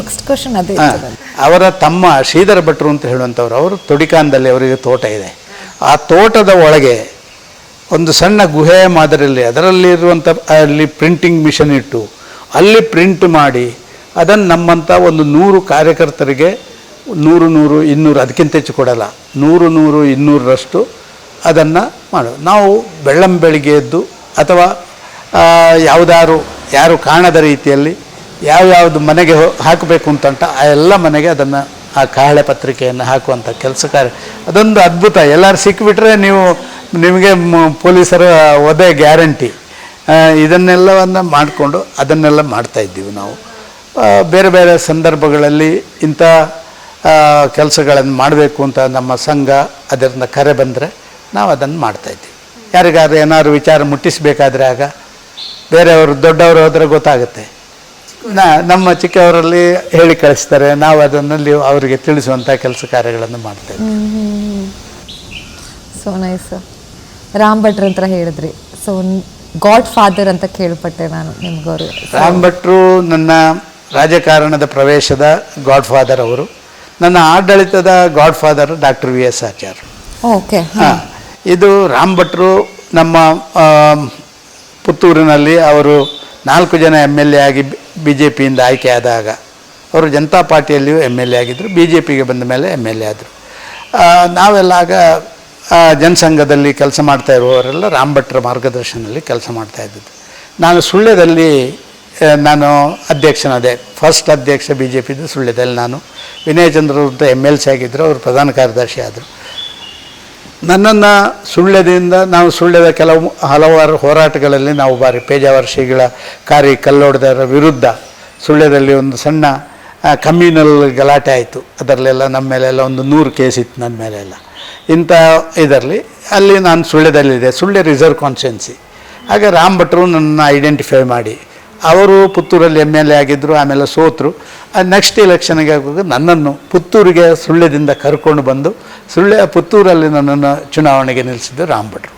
ಮತ್ತು ನಾನು MLA ಆದಮೇಲೆ ಕೂಡ ವಾರಕ್ಕೆ ಒಂದು ದಿವಸ ಶನಿವಾರ ಅರ್ಧ ಗಂಟೆ ಅವರ ಮನೆಗೆ ಹೋಗಬೇಕು. ನಾನು ಮನೆಗೆ ಹೋದರೆ ಅವರು ಯಾವುದೇ ರೀತಿಯಲ್ಲಿ ಕೂಡ ನಾನು ಒಳ್ಳೆ ಕೆಲಸ ಮಾಡಿದರೆ ಶಾಬಾಸ್ಗಿರಿ ಅಂತ ಹೇಳ್ತಿರಲಿಲ್ಲ. ನಾನು ಎಲ್ಲರೂ ತಪ್ಪು ಮಾಡಿದ್ದೇನೆ ಅಥವಾ ಯಾವುದಾದ್ರು ವ್ಯತ್ಯಾಸಗಳಾಗಿದೆ ಅಂತ ಹೇಳಿದರೆ ಅವರು ಅದನ್ನೆಲ್ಲ ನೋಟ್ ಮಾಡಿ ಸದಾನಂದ ನೀನು ಹೀಗೆ ಮಾಡಿದ್ದು ಸರಿಯಲ್ಲ, ಹೀಗೆ ಅಂಥೇಳಿ ಸರಿಗೆ ದಾರಿಗೆ ತರುವಂಥ ಕೆಲಸ ಕಾರ್ಯಗಳನ್ನು ಮಾಡ್ತಾರೆ. ಪ್ರಾಯಶಃ ಅವರು ಆ ರೀತಿ ಮಾಡಿದ ಕಾರಣವೇ ನಾನು ಆಮೇಲೆ ಎತ್ತರಕ್ಕೆ ಏರಲಿಕ್ಕೆ ಸಾಧ್ಯ ಆಗಿದೆ. ಆದ ಕಾರಣ ಅವರು ನಿಜವಾದ ನನ್ನ ಗುರುಗಳು. VS ಆಚಾರ್ಯರು ನಾನು ಅಚಾನಕ್ಕಾಗಿ ಮುಖ್ಯಮಂತ್ರಿ ಆದೆ ಎಲ್ಲಿ ಕರ್ನಾಟಕದಲ್ಲಿ. ನಾನು ಯಾವುದೇ ಮಂತ್ರಿ ಆಗದೆ ಮುಖ್ಯಮಂತ್ರಿ ಆದಂಥ ಒಬ್ಬ ರಾಜಕಾರಣಿ. ಆದ ಕಾರಣ ನನ್ನನ್ನು ಹೇಗೆ ಆಡಳಿತ ಮಾಡಬೇಕು, ಅಧಿಕಾರಿಗಳನ್ನು ಹೇಗೆ ನಮ್ಮ ಸಂಪರ್ಕದಲ್ಲಿ ಹೇಗೆ ಅವರ ಜೊತೆ ನಮ್ಮ ನಡವಳಿಕೆಗಳು ಇರಬೇಕು, ರಾಜ್ಯದ ಆಡಳಿತ ಸೂತ್ರಗಳು ಯಾವುದಕ್ಕೆ ಆದ್ಯತೆಗಳು ಹೇಗೆ ಕೊಡಬೇಕು, ಮುಖ್ಯಮಂತ್ರಿಯಾಗಿ ಹೇಗಿರಬೇಕು, ಇದನ್ನೆಲ್ಲ ಕಲಿಸಿಕೊಟ್ಟವರು ವಿ ಎಸ್ ಆಚಾರ್ಯರು. ಅಲ್ಲಿವರೆಗೆ ಮುಖ್ಯಮಂತ್ರಿ ಸ್ಥಾನದವರೆಗೆ ಕರ್ಕೊಂಡು ಬಂದವರು ರಾಮ್ ಭಟ್ರು. ಸೊ ಆ್ಯಕ್ಚುಲಿ ಆವಾಗಲೇ ನಿಮ್ಗೆ ಅವ್ರು ಹೇಳ್ಕೊಟ್ಟಿದ್ರು, ನೀವು ಹೇಳ್ತಿದ್ರಲ್ಲ ಅವ್ರು ಶಬ್ಬಾಷ್ಗಿರಿ ಮಾಡ್ತಾ ಇರಲಿಲ್ಲ, ಅಂದರೆ ತಪ್ಪು ಮಾಡಿದ್ರೆ ತಿದ್ದಿ ಹೇಳ್ತಾ ಇದ್ರು, ನಾನು ಒಳ್ಳೇದೇನಾದ್ರು ಮಾಡ್ತೀರಿ ಇದು ಮಾಡ್ತಿರಲಿಲ್ಲ. ಸೊ ಆವಾಗಲೇ ಮೋಸ್ಟ್ಲಿ ನಿಮಗೆ ಸಕ್ಸಸ್ನ ತಲೆಗೆ ಹಾಕೊಂಬಾರ್ದು ಅಂತ ಆವಾಗಲೇ ಮೋಸ್ಟ್ಲಿ ನಿಮ್ಗೆ ಅದು ಸಾಧಾರಣವಾಗಿ ಡೈರೆಕ್ಟಾಗಿ ಹೇಳಿದ್ರು. ಈಗ ಎಲ್ಲ ಕಡೆ ಅದು ಇದೆ ಅಂತ ನಾನೇನು ಹೇಳೋದಿಲ್ಲ. ನಮಗಂತೂ ಕಲಿಸಿದ ದಾರಿ ಏನು ಅಂತ ಹೇಳಿದರೆ, ಈಗ ಪ್ರಧಾನಮಂತ್ರಿಯವರು ಏನು ಮಾತನ್ನು ಹೇಳ್ತಾರೆ ಮೋದಿಯವರು, ನಾನು ರಾಷ್ಟ್ರದ ನಾಯಕ ಅಲ್ಲ, ರಾಷ್ಟ್ರದ ಸೇವಕ ಅಂತ ಏನು ಹೇಳ್ತಾರೆ. ನಮಗೆ ಅದನ್ನು ಹಿಂದಿನ ದಿನಗಳಲ್ಲಿ ಕಲಿಸ್ಕೊಟ್ಟಿದ್ರು. ನೀವು ನಿನ್ನ ಕ್ಷೇತ್ರದ ಸೇವಕ, ನೀನು ಅವರ ಸೇವೆ ಮಾಡಲಿಕ್ಕಿರುವ, ಬೆಳಗ್ಗೆಯಿಂದ ರಾತ್ರಿವರೆಗೆ ಬೇರೆ ಏನು ಮಾಡಲಿಕ್ಕಿಲ್ಲ. ಅವರ ಸಮಸ್ಯೆಗಳು ಮತ್ತೊಂದು ಸರ್ಕಾರದಿಂದ ಅಲ್ಲಿಗೆ ಏನಾಗಬೇಕು ಅದನ್ನು ಮಾಡುವಂಥ ಸೇವಕ ನೀನು. ಆದ ಕಾರಣ ಯಾವತ್ತೂ ಅಧಿಕಾರ ಅಂತ ಹೇಳುವಂಥ ಶಬ್ದವನ್ನು ನೀನು ಸದ್ವಿನಿಯೋಗ ಮಾಡಬೇಕು ಅಂತ ಹೇಳಿದರೆ ಅದರ ದುರ್ಬಳಕೆ ಆಗಬಾರ್ದು ಅಧಿಕಾರದ್ದು ಅಂತ ಹೇಳುವಂಥದ್ದು ಹಿಂದೆ ಹೇಳಿಕೊಡ್ತಾಯಿದ್ರು. ಅದೇ ನಮಗೆ ಮಾರ್ಗದರ್ಶಿ ಸೂತ್ರಗಳನ್ನು ಕೊಟ್ಟಿರುವಂಥದ್ದು. ಎಷ್ಟು ಕಲಿತಿದೆ ಸರ್ ನಿಮ್ಮ ಹತ್ರ, ಎಷ್ಟು ಕಲಿತಿದೆ ನಿಮ್ಮ ಹತ್ರ. ಸೊ ಕರ್ನಾಟಕದಲ್ಲಿ BJPಯನ್ನು ಅಧಿಕಾರಕ್ಕೆ ತಂದಿದ್ದಾರಲ್ಲಿ ನೀವೊಬ್ಬರು. ಆ ದಿನಗಳ ಬಗ್ಗೆ ಹೇಳಿ ಸರ್. 2008ರಲ್ಲಿ ನೋಡಿ, ಇದೆಲ್ಲ ಹೇಳಬೇಕಾದ್ರೆ 2 ದಿನ ಬೇಕು ನಿಮ್ಮ ಜೊತೆ. ಪ್ರಾಯಶಃ ಕರ್ನಾಟಕದಲ್ಲಿ ನಾನು ಅಧ್ಯಕ್ಷನಾದ್ದು ಹಾಗೆ. ದಕ್ಷಿಣ ಕನ್ನಡದ ಒಬ್ಬ ಸಂಘದಿಂದ ಬಂದಂಥ ಒಬ್ಬ ರಾಜಕಾರಣಿ ಶಾಸಕ ಅಂತ ಹೇಳಿ ಆದಮೇಲೆ ನನ್ನ ಆ್ಯಕ್ಟಿವಿಟೀಸನ್ನೆಲ್ಲ ನೋಡಿದ ಮೇಲೆ ಸಂಘ ಮತ್ತು ನಮ್ಮ ಪಕ್ಷದ ಪ್ರಮುಖರು, ವಿಶೇಷವಾಗಿ ಯಡಿಯೂರಪ್ಪರು, ಇವರೆಲ್ಲ ಸೇರಿ ನನ್ನನ್ನು ರಾಜ್ಯದ ಅಧ್ಯಕ್ಷ ಮಾಡಿದರು. ರಾಜ್ಯದ ಅಧ್ಯಕ್ಷ ಆದಮೇಲೆ ಒಂದು ಓಡಾಟಗಳನ್ನು ಮತ್ತೊಂದು ಮಾಡಲಿಕ್ಕೆ ನನಗೆಲ್ಲ ಸಹಕಾರಗಳು ಸಿಕ್ತು. ಅದೇ ಸಂದರ್ಭದಲ್ಲಿ ನಮ್ಮ ರಾಜ್ಯದಲ್ಲಿ ಚುನಾವಣೆಗಳು ಬಂದು ಭಾರತೀಯ ಜನತಾ ಪಾರ್ಟಿ 110 ಸ್ಥಾನಗಳನ್ನು ಸ್ವಂತ ಶಕ್ತಿಯಲ್ಲಿ ಪಡ್ಕೊಳ್ಳುವಂಥ ಯಶಸ್ವಿ ಆಯಿತು. ಇದಕ್ಕೆ ಕಾರಣೀಭೂತರ ಲಿಸ್ಟನ್ನು ನಾನು ಕೊಡ್ಬೋದು. ನಾನೊಬ್ಬಲ್ಲ, ನಾನು ಬರೀ ಅಧ್ಯಕ್ಷ, ಹೆಸರಿಗೆ ಅಧ್ಯಕ್ಷ, ನೆಪ ಮಾತ್ರ ಅಧ್ಯಕ್ಷ. ಎಲ್ಲರನ್ನು ಒಟ್ಟು ಮಾಡೋದೇ ನನ್ನ ಸಾಧನೆ. ಈ ಸಂಘಟನೆಯಲ್ಲಿ ಅಲ್ಲಲ್ಲಿರುವಂಥ ಸಣ್ಣ ಪುಟ್ಟ ಭಿನ್ನಾಭಿಪ್ರಾಯಗಳನ್ನು ಸರಿ ಮಾಡೋದು, ಯಾರ್ಯಾರು ಸ್ವಲ್ಪ ಒಂದು ಇಶ್ಯೂನ ಬಗ್ಗೆ 2 ಒಪಿನಿಯನ್ ಕೊಟ್ಟಿದ್ದಾರೆ ಅದನ್ನು ಒಂದು ಒಪಿನಿಯನ್ಗೆ ತರಲಿಕ್ಕೆ ಬೇಕಾದಂಥ ಪ್ರಯತ್ನ ಮಾಡುವಂಥದ್ದು, ಇದೆಲ್ಲ ನನ್ನ ಜವಾಬ್ದಾರಿ. ಅದನ್ನು ನಾನು ಮಾಡ್ತಾಯಿದ್ದೆ. ಆ ಸಂದರ್ಭದಲ್ಲಿ ನಾವು 110 ಸ್ಥಾನಗಳನ್ನು ಬಂದ ಮೇಲೆ ಮತ್ತೆ 5 ಜನರನ್ನು ಬೇರೆ ಬೇರೆ ಕಡೆಯಿಂದ ಗೆದ್ದವರನ್ನು, ಇಂಡಿಪೆಂಡೆಂಟಾಗಿ ಗೆದ್ದವರನ್ನು ತರಿಸಿ ನಾವು ಮಾಡಿದೆವು. ಆದರೆ ನಾನು ಒಬ್ಬಂತ ನಾನು ಯಾವತ್ತೂ ಹೇಳಿಲ್ಲ. ಇವತ್ತೆಲ್ಲ ರಾಜಕಾರಣಿಗಳು ಒಂದು ಟಾಯ್ಲೆಟ್ ಕಟ್ಟಿದ್ರು ಕೂಡ ನಾನು ಕಟ್ಟಿದ್ದೀರ ಟಾಯ್ಲೆಟ್ ಅಂತ ಹೇಳುವಂಥ ಪರಿಸ್ಥಿತಿಯಲ್ಲಿರುವಂಥ ರಾಜನೀತಿ ಹಾಗೆ ಆಗಿರಲಿಲ್ಲ. ನಾವೆಲ್ಲರೂ ಸೇರಿ ಪಕ್ಷವಂತಂದರು. ವಿಶೇಷವಾಗಿ ಯಡಿಯೂರಪ್ಪ, ಅನಂತಕುಮಾರ್ರಂಥ ಭಾರಿ ಚಾಣಕ್ಯ ಅವರು ಇದರಲ್ಲಿ, ಶಂಕರಮೂರ್ತಿಯವರು, ಡಾಕ್ಟರ್ VS ಆಚಾರ್ಯರು, ಡಾಕ್ಟರ್ ತಂಗ ಅವರು, ಈಶ್ವರಪ್ಪನವರು, ಜಗದೀಶ್ ಶೆಟ್ಟರು, ನಾವೆಲ್ಲರೂ ಸೇರಿ ಆದರೆ ಅದರ ನೇತಾರನಾಗಿ ನನಗೆ ಸಿಕ್ತು. ಅವರ ಅಭಿಪ್ರಾಯಗಳನ್ನು ಕ್ರೋಢೀಕರಣ ಮಾಡುವಂದು ನನಗೆ ಸಿಕ್ತು. ಎಲ್ಲ ಕಡೆ ಓಡಾಟ ಮಾಡಿ ಎಲ್ಲೆಲ್ಲಿ ಭಿನ್ನಾಭಿಪ್ರಾಯಗಳಿದೆ ಅದನ್ನು ಸರಿ ಮಾಡುವಂಥ ಕೆಲಸ ಕಾರ್ಯಗಳನ್ನು ಮಾಡಿ ನಮ್ಮ ಸಂಘಟನೆಯನ್ನು ಬಲಪಡಿಸುವಂಥದ್ದು ಮಾಡಿದೆವು. ಆಗಲೂ ಗುಂಪುಗಾರಿಕೆ ಇತ್ತು, ಇದಕ್ಕಿಂತ ಜಾಸ್ತಿ ದೊಡ್ಡದ ಗುಂಪಿತ್ತು. ಒಂದು ಕಡೆ ಯಡಿಯೂರಪ್ಪರ ನೇತೃತ್ವದ ಗುಂಪು, ಇನ್ನೊಂದು ಕಡೆ ಅನಂತಕುಮಾರರ ಗುಂಪು, ಭಾರಿ ಬಣ ಇತ್ತು. ಆದರೆ ಅವರನ್ನು ಎಲ್ಲ ಸಂದರ್ಭದಲ್ಲಿ ಒಟ್ಟಿಗೆ ಮಾಡಿ ಅವರನ್ನು ಎಲ್ಲರನ್ನ ಒಟ್ಟಿಗೆ ಸೇರಿಸಿ ಚುನಾವಣೆಗೆ ಹೋಗುವಂಥದ್ದು ಮತ್ತೊಂದು ಮಾಡುವಂಥದ್ದನ್ನು ನಾನು ಯಶಸ್ವಿಯಾಗಿದ್ದೇನೆ ಅಂತ ಖಡಾಖಂಡಿತವಾಗಿ ಹೇಳಬಲ್ಲೆ. ಇವತ್ತಿನ ಮಾದರಿಯಲ್ಲಿ ಇರಲಿಲ್ಲ. ಆಗ ಬೆಳಿಗ್ಗೆ ಯಡಿಯೂರಪ್ಪರಲ್ಲಿ ಹೋಗಿ ತಿಂಡಿ ತಿಂದು ಅವರಲ್ಲೆಲ್ಲ ಮಾತಾಡಿ ಬರೋದು, ಸಾಯಂಕಾಲ ಅನಂತಕುಮಾರರ ಮನೆಗೆ ಹೋಗೋದು, ಅಲ್ಲಿ ಚಹಾ ಕುಡಿ ಅಂತ ಮಾಡು. ಅನಂತಕುಮಾರರ ಬಗ್ಗೆ ಯಡಿಯೂರಪ್ಪರಲ್ಲಿ ಹೇಳಲಿಕ್ಕಿಲ್ಲ, ಯಡಿಯೂರಪ್ಪರ ಬಗ್ಗೆ ಅನಂತಕುಮಾರಲ್ಲಿ ಹೇಳಲಿಕ್ಕಿಲ್ಲ. BJP ವಿಚಾರಗಳನ್ನು ಮಾತ್ರ ಹೇಳುವಂಥ ಪ್ರಕ್ರಿಯೆಗಳನ್ನು ಮಾಡ್ತಾಯಿದ್ದೆವು. ಇದೆಲ್ಲವೂ ಒಂದು ಆ ದೇವರು ಕೊಟ್ಟಂಥ ಶಕ್ತಿ. ಅದನ್ನು ಅತ್ಯಂತ ಯಶಸ್ವಿಯಾಗಿ ನಾನು ಅಧ್ಯಕ್ಷನಾಗಿ ಮಾಡಿಕೊಂಡಿದ್ದೇನೆ. ಆದರೆ ಯಾವತ್ತೂ ಕೂಡ ನನ್ನ ಕಾಲಘಟ್ಟದಲ್ಲೇ ಭಾರತೀಯ ಜನತಾ ಪಾರ್ಟಿ ಬತ್ತು ಅಂತ ಹೇಳಿ ಶಾಬಾಸ್ಗಿರಿ ನನ್ನ ಬೆನ್ನು ನಾನೇ ಚಪ್ಪರಿಸಿಕೊಳ್ಳುವಂಥ ಕೆಲಸ ಮಾಡಲಿಲ್ಲ. ನಾವೆಲ್ಲರೂ ಸೇರಿದ ಕಾರಣ ಅವರೆಲ್ಲರೂ ನನಗಿಂತ ರಾಜಕಾರಣವಾಗಿ ನನಗಿಂತ ಹೆಚ್ಚು ಪ್ರಬಲರು, ಶಕ್ತಿಶಾಲಿಗಳು, ಅವರಿಗೆಲ್ಲ ಹೆಚ್ಚು ಗೊತ್ತಿತ್ತು. ಅವರನ್ನೆಲ್ಲ ಒಟ್ಟಿಗೆ ಸೇರಿಸ್ಕೊಂಡು ಹೋಗ್ತಾ ಇದ್ದೆ. ಸರ್ ನೀವು ಸುಲಭವಾಗಿ ಹೇಳ್ತೀರಾ, ಅಂದರೆ ನಾನೆಲ್ಲರೂ ಒಟ್ಟಿಗೆ ಸೇರಿಸ್ಕೊಳ್ಳೋದು, ಹೋಗ್ತಾ ಇದ್ದೆ, ನನ್ನಿಂದ ಆಗಿಲ್ಲ ಇದು ಅಂತ. ಹೌದು, ಖಂಡಿತವಾಗ್ಲೂ ಎಲ್ಲ ಸೇರಿದ್ರೇ ಆಗೋದು. ನನ್ನ ಎಕ್ಸ್ಪೀರಿಯನ್ಸ್ ಒಂದು ಹೇಳ್ತೀನಿ ಸರ್. ರೀಸೆಂಟಾಗಿ ಒಂದು ಆ್ಯಕ್ಟ್ರೆಸಸ್ಗೆ, ನಟಿಯರಿಗೆ ಅಂದ್ಬಿಟ್ಟು ಒಂದು ಕ್ರಿಕೆಟ್ ಟೂರ್ನಮೆಂಟ್ ಅಂತ ಮಾಡಿದ್ರು. ಅದ್ರಲ್ಲಿ ನನ್ನನ್ನು ಕ್ಯಾಪ್ಟನ್ ಅಂತ ಮಾಡಿದ್ರು. ಒಂದು 16 ಜನನಿಗೆ ಅವ್ರನ್ನ ಸೇರಿಸ್ಕೊಂಡು ಮುಂದೆ ಹೋಗೋದೇ ನನಗೆ ಎಷ್ಟು ಭಾರಿ ಕಷ್ಟ ಆಯಿತು. ನೀವು ಇದನ್ನು ಸುಲಭವಾಗಿ ಹೇಳ್ತಿದ್ದಾರೆ. It is a very very very difficult job ನನ್ನ ಪ್ರಕಾರ. ಎಲ್ಲರನ್ನೂ ಕೂಡಿ ಮಾಡಿ ಒಂದು ಬಿಕಾಸ್ ಎಲ್ಲರದ್ದು ಬೇರೆ ಬೇರೆ ವ್ಯಕ್ತಿತ್ವ ಇರುತ್ತೆ, ಅವ್ರದ್ದು ಟೆಂಪರಮೆಂಟ್ ಇರುತ್ತೆ, ಅವ್ರವ್ರ ಆಸೆಗಳಿರುತ್ತೆ. ಸೊ ಅದನ್ನೆಲ್ಲ ಕೂಡಿಸಿ ಮಾಡಿ ನೀವು ಅಧಿಕಾರಕ್ಕೆ ನೀವು ಡೆಫಿನೆಟಾಗಿ your a big part sir. ನಾನು ಸತ್ಯ ಹೇಳ್ತಾ ಇದ್ದೀನಿ. ನನಗೂ ಅದಿದೆ. ಯಾಕೊತ್ತಾ, ಯಾವ ರಾಜಕೀಯ ಪಕ್ಷ ಅದು ಒಟ್ಟಾಗಿ ಒಂದಾಗಿ ಹೋಗ್ತದ, ಆಗಲೇ ರಾಜಕೀಯ ಪಾರ್ಟಿಗೆ ಯಶಸ್ವಿ ಆಗೋದು.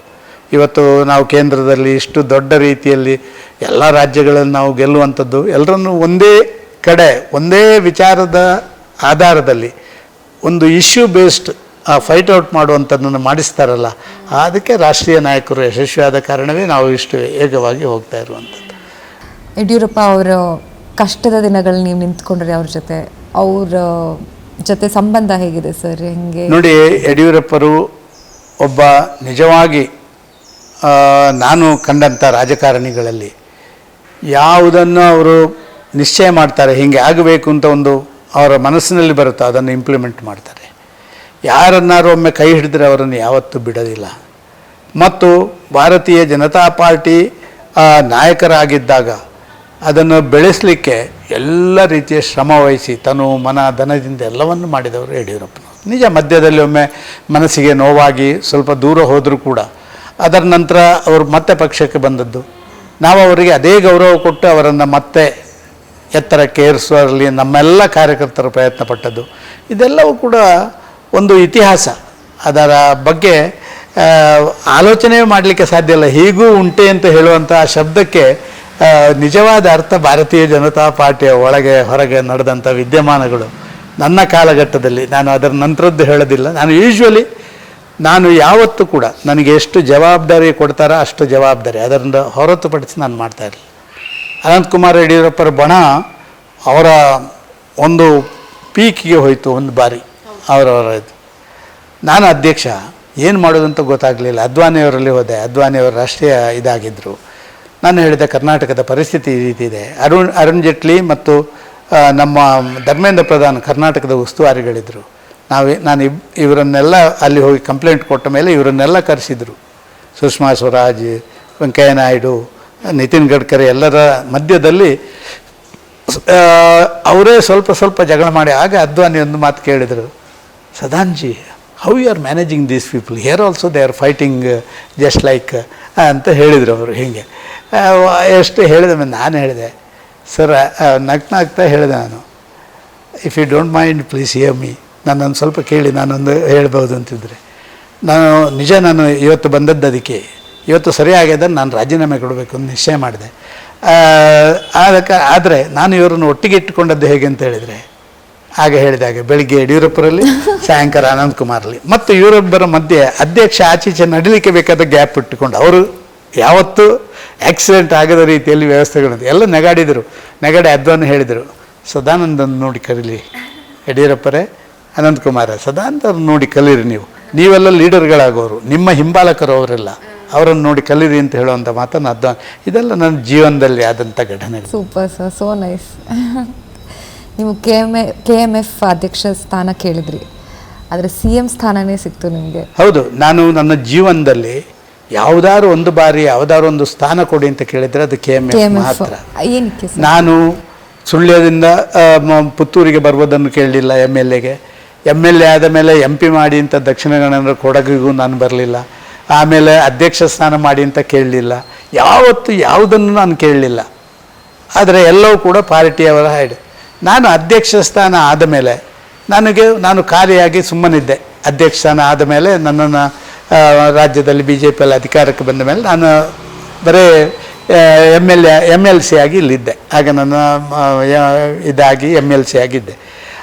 ಆ ಕಾಲಘಟ್ಟದಲ್ಲಿ ಏನಾಯಿತು ಅಂತ ಹೇಳಿದರೆ KMF ಖಾಲಿ ಆಯಿತು. KMF ನಮ್ಮದೇ ಸರ್ಕಾರ ಇರುವ ಕಾರಣ ನಾವೇ ನಾಮಿನೇಟ್ ಮಾಡಿದವರು ಅಲ್ಲಿಯ ಡೈರೆಕ್ಟರ್ ಆಗ್ತಾರೆ ಮತ್ತು ಹೆಚ್ಚಿನ ಕಡೆಗಳಲ್ಲಿ ನಮ್ಮದೇ ಇದ್ದ ಕಾರಣ ಅಧ್ಯಕ್ಷರಾಗ್ತಾರೆ. ಆಗ ನಾನು ಯಡಿಯೂರಪ್ಪರಲ್ಲಿ ಕೇಳಿದೆ, ನನಗೆ ದಯವಿಟ್ಟು ಒಂದು KMF ಅಧ್ಯಕ್ಷ ಸ್ಥಾನ ಕೊಟ್ಟರೆ ನಾನು ಕೆಲಸ ಮಾಡ್ತೇನೆ ಅಲ್ಲಿ ಕೂಡ ಚೆನ್ನಾಗಿ, ಆದ ಕಾರಣ ಅದನ್ನು ಕೊಡಿ ಅಂತ. ನನ್ನ ಈ ರಾಜಕೀಯ ಜೀವನದಲ್ಲಿ ಏನಾರು ನಾನು ಕೇಳಲಿಲ್ಲ, ಯಾವುದು ಕೇಳದೆ ಸಿಕ್ಕಿದೆ ಅಂತ ಹೇಳುವಂಥದ್ದು ಸುಳ್ಳು. ಒಂದನ್ನು ಕೇಳಿದ್ದೇನೆ, ಅದು KMF ಅಧಿಕಾರ ಕೇಳಿದ್ದೇನೆ. ಆಮೇಲೆ ಬೇರೆ ಬೇರೆ ಕಾರಣಕ್ಕೋಸ್ಕರ ಅದರ ಅಧ್ಯಕ್ಷ ಸ್ಥಾನ ಬೇರೆಯವರಿಗೆ ಹೋಗುವಂಥ ಕೆಲಸ ಕಾರ್ಯಗಳಾಯಿತು. ಅದೊಂದೇ ನಾನು ನನ್ನ ಜೀವನದಲ್ಲಿ ರಾಜಕಾರಣದಲ್ಲಿ ಕೇಳಿರುವಂಥದ್ದು. ಅಂದರೆ ನಾನು ಅಧ್ಯಕ್ಷರಲ್ಲಾಗಿ ರಾಜ್ಯದಲ್ಲಿ ಅಧಿಕಾರ ಎಲ್ಲ ಬಂತು, ಆದ ಕಾರಣ ನನಗೊಂದು ನೈತಿಕ ಹಕ್ಕಿದೆ ಅದನ್ನು ಕೇಳಲಿಕ್ಕೆ ಅಂತ ಹೇಳುವಂಥ ದೃಷ್ಟಿಕೋನದಲ್ಲಿ ನಾನು ಕೇಳಿದೆ ಅವರಲ್ಲಿ. ಆಮೇಲೆ ಬೇರೆ ಬೇರೆಯವರು, ನೀವು KMFಗೆ ಬಂದವರು ಮುಖ್ಯಮಂತ್ರಿ ಆದರು ಅಂತ ಕೇಳಿದಾಗೆಲ್ಲ ನನಗೊಂದು ಚುಚ್ಚಿದಾಗೆ ಆಗೋದು, ಅಯ್ಯೋ KMF ಎಂದು ಕೇಳಬಾರ್ದಿತ್ತು ನಾನು ಅಂತ ಹೇಳಿ. ಇಲ್ಲ ಸರ್, ನಾನು ಯಾವಾಗಲೂ ಒಂದು ನಂಬೋದಂದರೆ, ನಾವು ಕೇಳಿದ್ದು ನಮಗೆ ಸಿಕ್ಕಿಲ್ಲ ಅಂದರೆ ಆ ದೇವರು ಅದಕ್ಕಿಂತ ಜಾಸ್ತಿ ನಮಗೆ ಕೊಡ್ತಾನೆ. ನಾನು ಕೇಳಬಾರ್ದಿತ್ತು ಅಂತ ನನಗೆ ಅನಿಸುತ್ತೆ. ಅದೇ ಸಿಕ್ಕಿಲ್ಲ ಅಂದರೆ ಇನ್ನೂ ಜಾಸ್ತಿ ಕೊಟ್ಟಿದ್ದಾರೆ ಅಂತ. ಸೊ ನೀವು CM ಆಗಿದ್ದಾಗ ತಂದ ಸಕಾಲ ಯೋಜನೆ, ಈ ಐಡಿಯಾ ಹೆಂಗೆ ಬಂತು ಸರ್ ನಿಮಗೆ?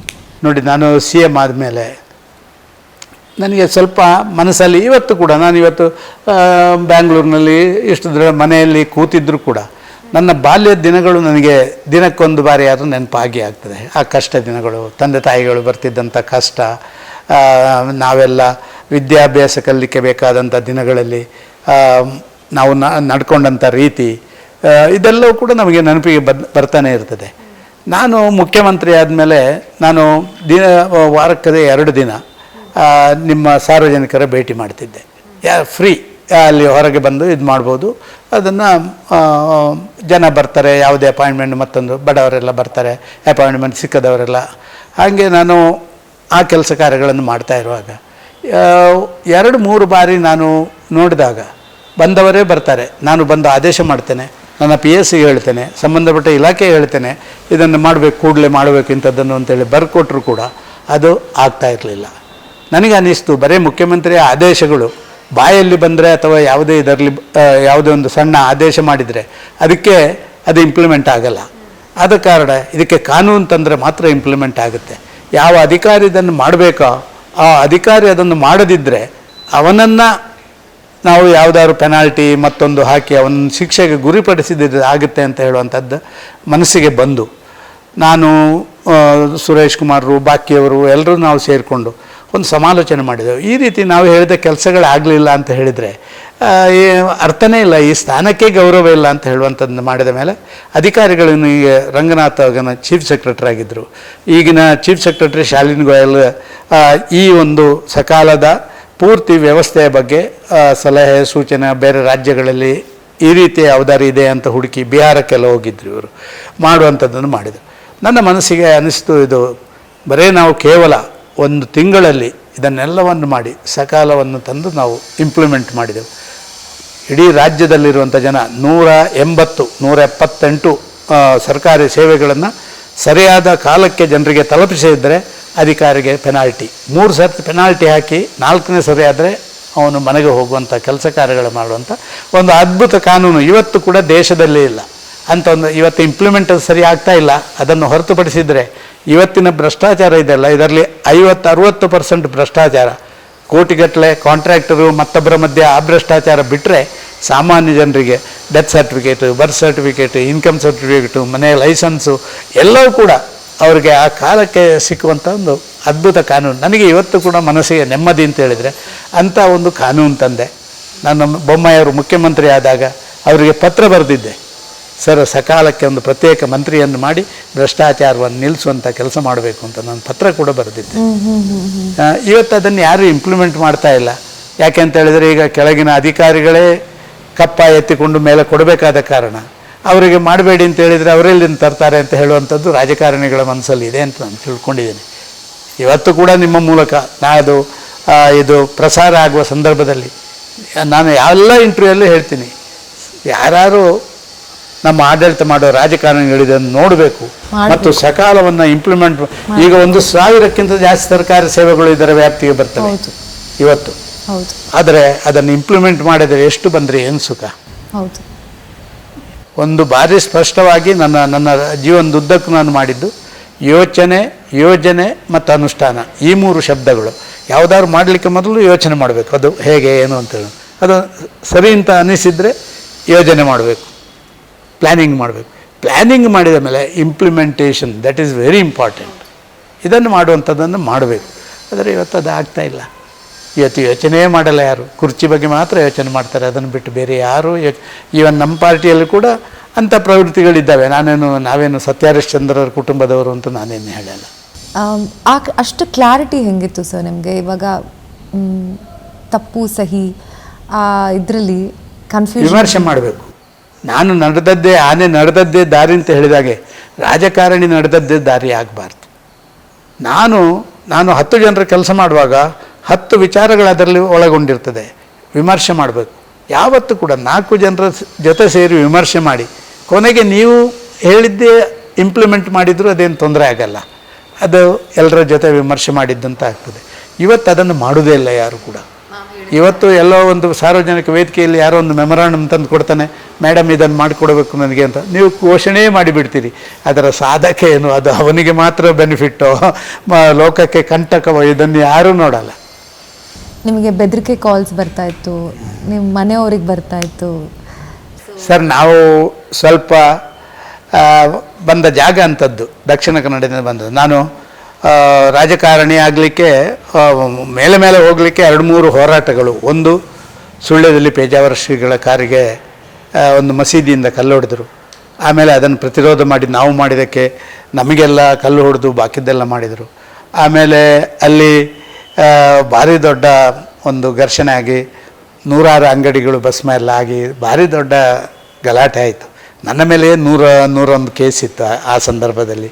ಇದನ್ನೆಲ್ಲ ಅಲ್ಲಿಂದ ಬಂದವನು. ಪುತ್ತೂರಿಗೆ ನಾನು MLA ಆಗಿ ಬಂದ ಮೇಲೆ ಅಲ್ಲಿ ಕೂಡ ಒಂದು ಹುಡುಗಿಯ ಮರ್ಡರ್ ಆಯಿತು, ಅವಳ ಮೇಲೆ ಅತ್ಯಾಚಾರ ಮಾಡಿ.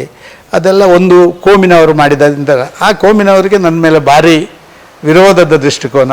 ಮತ್ತು ನೀವು ನೋಡಿದ್ದೀರಿ, ಕೋಸ್ಟಲ್ ಬೆಲ್ಟ್ ಕಾಸರಗೋಡಿಂದ ಹಿಡಿದು ಭಟ್ಕಳದವರೆಗೆ ಒಂದು ರೀತಿ ಭಯೋತ್ಪಾದಕರ ತಾಣ ಅದು.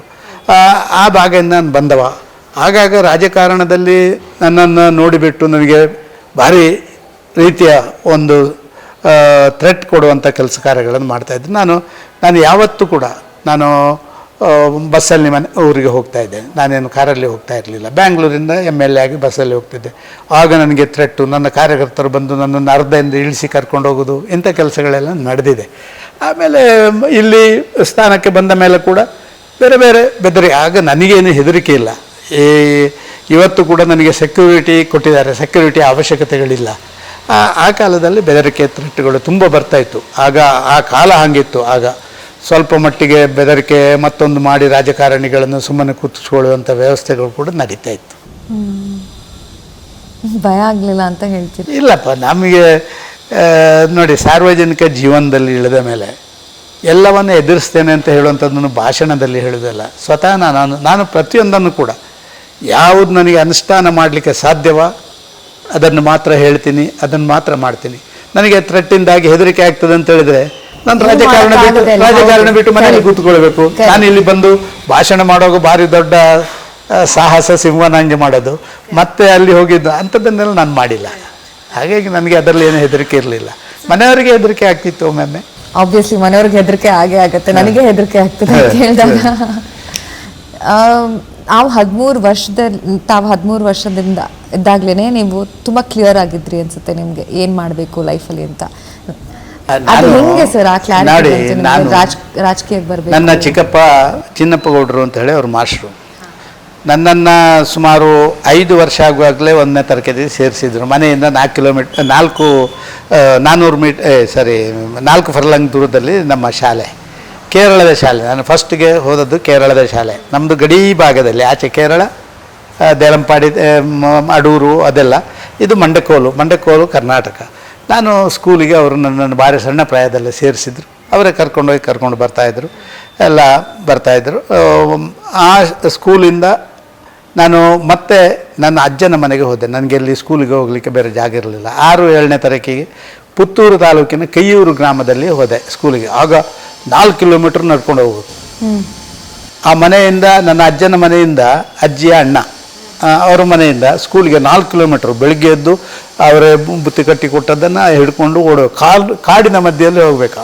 ಆ ಕಾಡಿನ ಮಧ್ಯದಲ್ಲಿ ಹೋಗುವಾಗ ಹೆದರಿಕೆ ಎಲ್ಲ ಹೋಯಿತು. ಕೆಲವು ದಿನ ಸಾಯಂಕಾಲ ಬರುವಾಗ ಲೇಟ್ ಆದರೆ ಆ ಕಾಡಿನ ಮಧ್ಯೆಯಲ್ಲಿ ಬರೋಕ್ಕೆ ಎಷ್ಟು ಹೆದರಿಕೆ ಅಂತ ಹೇಳಿದರೆ ಈಗಲೂ ನನಗೆ ತಿಳ್ಕೊಂಡ್ರೆ ನಾನು ಅಲ್ಲೇ ಆಗ ಹೋಗ್ತಿದ್ದೆ ಒಬ್ಬನೇ ಸ್ಕೂಲಿಗೆ ಅಂತ ಹೇಳುವಂಥ ಒಂದು ಭಾವನೆಗಳು ಬರ್ತೈತೆ. ಕೆಯೂರಿನಲ್ಲಿ ಹೋಗ್ತಿದ್ದೆ. ಅಲ್ಲಿ ಆಗಲೇ ನಮಗೆ ಸ್ವಲ್ಪ ಧೈರ್ಯದ ಬಗ್ಗೆ ಸ್ವಲ್ಪ ಇದಾಯಿತು. ಮತ್ತು ನಾನು ಸ್ಕೂಲ್ನಲ್ಲಿ ಹೋಗುವಾಗಲೇ ಹೈಸ್ಕೂಲ್ನಲ್ಲಿ ASPL ಎಲ್ಲ ಆದಮೇಲೆ ಆಗ ನಮಗೆ ಒಂದು ನಾಯಕ ಆಗಬೇಕು ಅಂತ ಹೇಳುವಂಥದ್ದು ಆಗ ಸ್ವಲ್ಪ ಭಾಷಣದಲ್ಲಿ ಬೇರೆಯವರಿಗೆ ಸ್ವಲ್ಪ ಬೆಟ್ರ್ ಇದ್ದೆ ನಾನು. ಭಾರಿ ಬೆಟ್ರ್ ಅಂತಲ್ಲ ಸ್ವಲ್ಪ ಬೆಟ್ರ್ ಇದ್ದೆ. ಈ ASPL 9th ASPL ಫಸ್ಟ್ ಭಾಷಣ ಮಾಡಿ ನಾವೆಲ್ಲ ಭಾಷಣ ಮಾಡಬೇಕು. ಕ್ಯಾಂಡಿಡೇಟ್ಗಳು ಅಭ್ಯರ್ಥಿಗಳು ಭಾಷಣ ಮಾಡಿದ ಮೇಲೆ ಆ ವಿದ್ಯಾರ್ಥಿಗಳು ಓಟ್ ಹಾಕಿ ನಿಮ್ಮನ್ನು ಆಯ್ಕೆ ಮಾಡ್ತಾರೆ. ಆಗ ನಾನು ಸುಮಾರು 430 ಮಕ್ಕಳಿದ್ದರು. ನಾನು 9ನೇ ತರಗತಿಯಲ್ಲಿದ್ದಾಗ ನನಗೆ 360 ನನಗೆ ಸಿಗ್ತಾಯಿತ್ತು. ಬಾಕಿ 3-4 ಜನರಿಗೆ ಒಂದು 25, 10 ಹೀಗೆಲ್ಲ ಸಿಕ್ಕಿದ್ದಿತ್ತು. ಅಲ್ಲಿಂದ ನಾಯಕತ್ವದ ಸ್ವಲ್ಪ ಇದೆ.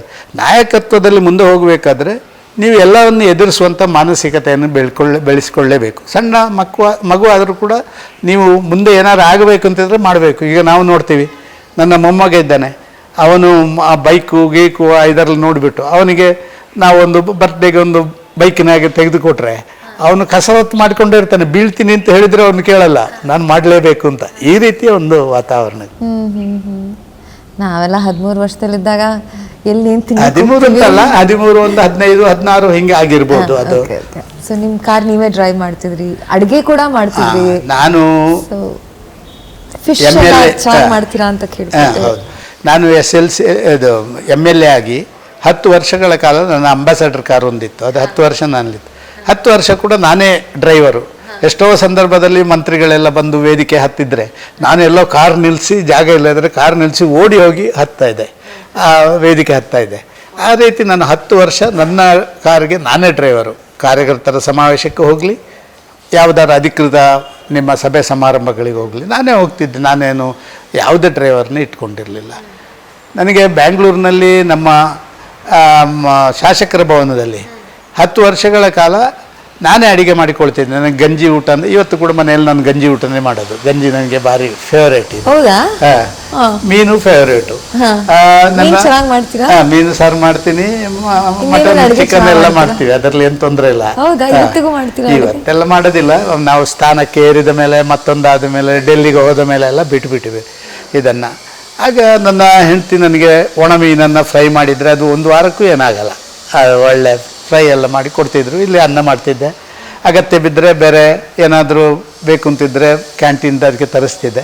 ಆದ ಕಾರಣ ನನ್ನ ರೂಮಲ್ಲೇ ಊಟ. ನಾನು ಯಾವುದೇ ಹೋಟೆಲು ಮತ್ತೊಂದಕ್ಕೆ ಈಗ ಕೂಡ ನಾನು ಯಾವುದೇ ಹೀಗೆ ತಾಳೀಯವಾಗಿ ಹೋದರೆ ಮಾತ್ರ, ಇಲ್ಲ ಇದ್ದರೆ ನಾನು ಮನೆಯಲ್ಲೇ ಬಂದು 3 ಗಂಟೆ ಆಗಲಿ 4 ಗಂಟೆ ಆಗಲಿ 6 ಗಂಟೆ ಆಗಲಿ ಮನೆಯಲ್ಲೇ ಊಟ ಮಾಡೋದು. ನೈಸ್. ಸೊ ನಿಮ್ಮ ವೈಫ್ ಬಗ್ಗೆ ಹೇಳ್ತಾ ಇದ್ರಿ, ನಿಮ್ಮದು love marriage arrange marriage sir? Arrange marriage ಅಂತ ಹೇಳಿದರೆ ಅದರಲ್ಲಿ ಸ್ವಲ್ಪ ಲವ್ ಇರ್ಬೋದು. ಯಾಕೆಂತ ಹೇಳಿದರೆ ನಮ್ಮ ಮಿಸಸ್ನ ತಂದೆ ಅವರು ಮೇಜರ್ ಆಗಿದ್ದರು ಮಿಲಿಟ್ರಿಯಲ್ಲಿ. ಅದರ ನಂತರ ಅಲ್ಲಿಂದ ರಿಟೈರ್ ಆದಮೇಲೆ ಅವರು ರೇಂಜ್ ಫಾರೆಸ್ಟ್ ಆಫೀಸರ್ ಆಗಿ ಈ ಎಕ್ಸ್ ಮಿಲಿಟ್ರಿ ಕ್ಯಾಟಗರಿಯಲ್ಲಿ ಅವರು ಸೆಲೆಕ್ಷನ್ ಆಯಿತು. ಪುತ್ತೂರಿನಲ್ಲಿ ಅವರು ಮನೆ ಮಾಡಿದರು. ಪುತ್ತೂರಿನಲ್ಲಿ ಅವರು ಅಧಿಕಾರಿಯಾಗಿದ್ದರು. ನಾನು ಪುತ್ತೂರಿನಲ್ಲಿ ವಕಾಲತ್ ಮಾಡ್ತಿದ್ದೆ. ಅಲ್ಲಿ ನನ್ನ ಮಿತ್ರರೊಬ್ಬರು ಇದ್ದರು, ಅವರು ಅಲ್ಲಿಯ ತಹಶೀಲ್ದಾರರ ಮಗ ಅವರು ಇದ್ದರು. ಅವ್ರಿಗೂ ಭಾರಿ ಅವರ ಮನೆಗೆಲ್ಲ ಫ್ರೆಂಡ್ಸ್ ಅವರು ಇವರೆಲ್ಲ ಬರ್ತಿದ್ರು. ಒಂದು ದಿನ ಅವರ ಮನೆಯವರು ನನಗೆ ಹೇಳಿದರು, ಇಂಥೊಂದು ಹುಡುಗಿ ಇದೆ, ನೀವು ಮದುವೆ ಆಗ್ತೀಯಾ ಅಂತ. ಮತ್ತು ನಾನು ನೋಡಿ ಮದುವೆ ಆದೆ. ಮದುವೆ ಆಗಲಿಕ್ಕೆ ಒಂದು 2, 3, 4 ತಿಂಗಳು ಇರೋದೇ ಕಾರಣ ಆಗಾಗ ನಾವು ಭೇಟಿ ಮಾಡಿ ಮತ್ತೊಂದು ಮಾಡ್ತಿದ್ದೆ. ಅದು ಲವ್ ಅಂತ ಕನ್ಸಿಡರ್ ಮಾಡ್ಬೋದು ಅದನ್ನು. ಆದರೆ ಮ್ಯಾರೇಜ್ ಅರೇಂಜ್ಡ್ ಮ್ಯಾರೇಜ್ ನಾವೇನು ಇದು ಮಾಡಿ. ಸದಾನಂದ ಗೌಡ್ರಿಗೆ ತುಂಬ ಭಾಷೆಗಳು ಬರುತ್ತಂತೆ. ಯಾವ್ಯಾವ ಭಾಷೆ ಬರುತ್ತೆ? ಮತ್ತು ನಿಮ್ಮ ವೈಫ್ ಕೊಡಗು ಅವರಾಗಿರೋದ್ರಿಂದ ಏನಾದರೂ ಕಲ್ತಿದ್ದೀರಾ? ಕೊಡಗು ಭಾಷೆಯಲ್ಲಿ ಚಾಯ್ ತುಳಿರ ಮತ್ತೊಂದು ಅಂಥದ್ದೆಲ್ಲ ಕೇಳುವಂಥದ್ದನ್ನು ಮಾಡ್ತೀವಿ. ಕೊಡಗು ಭಾಷೆ ಫ್ಲೂಯೆಂಟ್ ಆಗಿ ಬರಲ್ಲ. ನಾನು ಈವನ್ ಹಿಂದಿ ಈಗ 15-20 ವರ್ಷ ಇದ್ದರು ಭಾರಿ ಫ್ಲೂಯೆಂಟ್ ಆಗಿ ನಾನು ಹಿಂದಿ ಮಾತಾಡೋದು. ನಾನು ಇಂಗ್ಲೀಷಲ್ಲೇ ಮಾತಾಡೋದು. ಅಂದರೆ ಅದು ನಮ್ಮ ಸುತ್ತಮುತ್ತ ಇರೋರೆಲ್ಲ ಕನ್ನಡ ಮತ್ತೊಂದು ಮಾತಾಡೋಕೆ ಹಿಂದಿ ಬರುತ್ತೆ ನನಗೆ. ತಮಿಳು ಪೇಸ್ರಾದು ತೆರಿಯಾದು ಅಂತೇಳಿ ಹೀಗೆಲ್ಲ ಅದು ಬರುತ್ತೆ. ಮಲಯಾಳ ಸ್ವಲ್ಪ ಒಳ್ಳೆ ಫ್ಲೂಯೆಂಟ್ ಬರುತ್ತೆ. ಇದು ಬರುತ್ತೆ. ನಿಂಗೆ ಹಂಗಲ್ಲ. ಮಲಯಾಳ ನಮ್ಮ ಮನೆ ಪಕ್ಕದ correct, ನಿಮ್ಗೆ ಹತ್ರ ಇದು ಅಲ್ಲ, ಹತ್ರ, correct, ಮತ್ತು ಅಲ್ಲಿಂದಲೇ ಕೆಲಸಕ್ಕೆಲ್ಲ ಬರ್ತಾ ಇದ್ದೆ. Correct. ಹಂಗೇನೆ ಆಯ್ತು ಮಲಯಾಳ ನನ್ನ ಆಯ್ತು ಸಂಸಾರಕ್ಕೆ ನರಿಯ. ಓ ನೈಸ್. ಯಕ್ಷಗಾನ ಭಾರಿ ಇಂಟ್ರೆಸ್ಟ್ ನಿಮಗೆ ಅಂತ ಕೇಳ್ಪಟ್ಟೆ. ನೀವ್ ಯಾವತ್ತಾದ್ರೂ ನೃತ್ಯ ಮಾಡಿದಿರಾ ಯಕ್ಷಗಾನ? ಯಕ್ಷಗಾನ ನಾನು ಹೈಸ್ಕೂಲಿಂದಲೇ ಮಾಡ್ತಾ ಇದ್ದೆ. ಓ, ವಾವ್. ಹೈಸ್ಕೂಲಿಂದಲೇ ಇದು ಸ್ಕೂಲ್ ಡೇ ಮತ್ತೊಂದರಲ್ಲಿ ಮಾಡ್ತಾ ಇದ್ದೆ. ಆಮೇಲೆ ನಮಗೆ ಕಾಲೇಜಿಗೆ ಹೋದ ಮಗಳು ಕೂಡ ಇದರಲ್ಲೆಲ್ಲ ಮಾಡ್ತಾ ಇದ್ದೆ. ವಿಶೇಷವಾಗಿ ನನಗೆ ಕುಂಬಳೆ ಸುಂದರರಾಯರು ಇಂಥ ದೊಡ್ಡ ದೊಡ್ಡ ಕಲಾವಿದರದೆಲ್ಲ ತುಂಬ ಟಚ್ಚು. ಅವರು ನನ್ನನ್ನು ಈ ಧರ್ಮಸ್ಥಳ ಮೇಳದ ಆಟ, ಅದು ಧರ್ಮಾರ್ಥ ಉಚಿತ ಆಟಗಳಲ್ಲೆಲ್ಲ ಯಾವುದಾದ್ರು ಒಂದು ಸಣ್ಣ ಪಾತ್ರ ಹಾಕಲಿಕ್ಕೆ MLA ಆದ ಮೇಲೆ ಕೂಡ ನಾನು ಪಾತ್ರ ಹಾಕಿದ್ದೀನಿ. ಇಲ್ಲಿ ಶಾಸಕರ ಭವನದಲ್ಲಿ ಆದಂಥದ್ರಲ್ಲಿ ವೀರಪ್ಪ ಮೊಯ್ಲಿ ನಾನು ಎಲ್ಲ ಅದನ್ನು ಪಾತ್ರ ಮಾಡ್ತಿದ್ದೆವು. ಸೊ ಯಕ್ಷಗಾನ ನನಗೆ ತುಂಬ ಆಗಲೂ ಕೂಡ ಯಕ್ಷಗಾನ ಒಂದು ರಾತ್ರಿ ಅರ್ಧ ದಿನ ಮತ್ತೊಂದು ದಿನ ಯಕ್ಷಗಾನ ನೋಡುವಂಥದ್ದು ತುಂಬ ಸಂಗತಿಗಳನ್ನು ಅದನ್ನು ಕಲೀಲಿಕ್ಕೆ ನಮಗೆ ಸಾಧ್ಯ ಆಗುತ್ತೆ. ಮತ್ತು ಅದೊಂದು ಭಾವನಾತ್ಮಕವಾದಂಥ ಸಂಬಂಧಗಳಿರುವಂಥದ್ದು. ನಮ್ಮ ಚರಿತ್ರೆ ಮತ್ತೊಂದು ಮಹಾಭಾರತ ರಾಮಾಯಣ ಇದನ್ನೆಲ್ಲ ನೋಡೋದು ಅಂತ ಹೇಳಿದರೆ ಅದೊಂದು. ನೀವೇನೇನು ಪಾತ್ರ ಮಾಡಿದ್ದೀರಾ ಸರ್ ಯಕ್ಷಗಾನದಲ್ಲಿ? ನಾನು ತುಂಬ ಬೇರೆ ಬೇರೆ ಪಾತ್ರ, ನಾನು ಹೈಸ್ಕೂಲ್ನಲ್ಲಿರುವಾಗ ಸುಬ್ರಹ್ಮಣ್ಯನ ಪಾತ್ರ ಮಾಡಿದ್ದೇನೆ. ಆಗ ತಾರಕಾಸುರ ವಧೆಯಲ್ಲಿ ನಾನು ಮಾಡಿದ್ದೀನಿ. ಶ್ರೀಕೃಷ್ಣ ಸಂಧಾನದಲ್ಲಿ ಮಾಡಿದ್ದೀನಿ. ಅತಿಕಾಯ ಕಾಳಗದಲ್ಲಿ ಮಾಡಿದ್ದೀನಿ. ಈ ರೀತಿ ನಾನು ತುಂಬ ಹೇಳ್ಬೋದು, ಬೇರೆ ಬೇರೆದರಲ್ಲಿ ಮಾಡಿದೆ. ನಾನು ದೊಡ್ಡ ಪಾತ್ರ ಮಾಡೋದಿಲ್ಲ, ಒಂದು 2-3 ಪದ ಅದಕ್ಕೆ ಬೇಕಾದ ಇದು. ಸಣ್ಣದಿರುವಾಗಲೇ ಸ್ವಲ್ಪ ಡಿಂಗ್ನ ಹಾಕುವಂಥ ಒಂದು ಅಭ್ಯಾಸಗಳಿತ್ತು, ಅದನ್ನು ಮಾಡ್ತಿದ್ದೆ. ಚಂದ ಸರ್. ಇವಾಗ ಕಾಂತಾರ ರಿಲೀಸ್ ಆದಮೇಲೆ ದೈವ ಭಕ್ತರು ಜಾಸ್ತಿ ಆಗ್ಬಿಟ್ಟಿದ್ದಾರೆ. ಸೊ ನಿಮ್ಮ ದೈವ ಮನೆ ದೈವ ನನಗೆ ನಾನು ನಮ್ಮದಲ್ಲಿ 2 ಇದೆ. ಒಂದು ನಮ್ಮ ಧರ್ಮದೈವ ಅಂತ ಇದೆ, ಅದು ಕುಟುಂಬದ್ದು ಎಲ್ಲ, ನನ್ನ 150 ಮನೆ ಅವರದ್ದೆಲ್ಲ ಸೇರಿ ಒಂದು ಧರ್ಮದೈವ ಅಂತ. ಇನ್ನೊಂದು ಸ್ಥಳ ದೈವ ಅಂತಿದೆ ನಮ್ಮದು. ಒಂದು ಈಗ 7-8 ಮನೆಗಳು ಯಾವುದು ಜಾಗದೆ ಆ ಜಾಗ ವಿಷ್ಣುಮೂರ್ತಿ ಅಂತ ಹೇಳುವಂಥದ್ದು ನಾನು ಭಾರಿ ಹಿಂದಿಂದ ನಂಬಿಕೊಂಡು ಬಂದಂಥ ದೈವ. ನಾನು ಮುಖ್ಯಮಂತ್ರಿ ಆದಾಗಲೂ ಕೂಡ ವಿಷ್ಣುಮೂರ್ತಿ ಕೋಲಕ್ಕೆ ಹೋಗಿ ಆ ಭೂತದಿಂದ ಆಶೀರ್ವಾದ ಪಡ್ಕೊಂಡು ಬರುವಂಥದ್ದು ಮಾಡಿದ್ದೀವಿ. ಭೂತಾರಾಧನೆಗೆ ನನಗೆ ವಿಶೇಷವಾದಂಥ ವಿಷ್ಣುಮೂರ್ತಿ ದೈವ, ರಕ್ತೇಶ್ವರ ದೈವ, ಪೊಟ್ಟಂ ದೈವ, ಇದು ನಮ್ಮ ಭೂಮಿಯ ದೈವಗಳು. ಅದನ್ನು ನಾವು ವರ್ಷಂಪ್ರತಿ ಅದಕ್ಕೆ ಕೋಲ ಕೊಡ್ತೇವೆ ಮನೆಯಲ್ಲಿ. ಎಲ್ಲರೂ ಸೇರ್ತಾರೆ, ಒಂದು 1,000-1,500 ಜನ ಸೇರ್ತಾರೆ. ನಮ್ಮ ಧರ್ಮದೈವ ಇದೆ ರುದ್ರ ಚಾಮುಂಡಿ, ನಮ್ಮ ಧರ್ಮದೈವ. ಪಿಲಿಭೂತ ಅಂತ ಹೇಳ್ತೇವೆ, ಹುಲಿಭೂತ, ಮತ್ತು ವರ್ಣಾರ ಪಂಜುರ್ಲಿ, ಪುರುಷನ ದೈವ. ಇದು ನಮ್ಮ ಕುಟುಂಬದ ದೈವ, ಧರ್ಮದೈವಗಳು. ಅದು 3 ವರ್ಷಕ್ಕೊಮ್ಮೆ ನಡೀತದೆ. ಇದು ವರ್ಷಕ್ಕೊಮ್ಮೆ ನಡೀತಾ ಇತ್ತು. ಈಗ ಇದನ್ನು ಕೂಡ 3 ವರ್ಷಕ್ಕೊಮ್ಮೆ ಮಾಡಿದ್ದೀವಿ.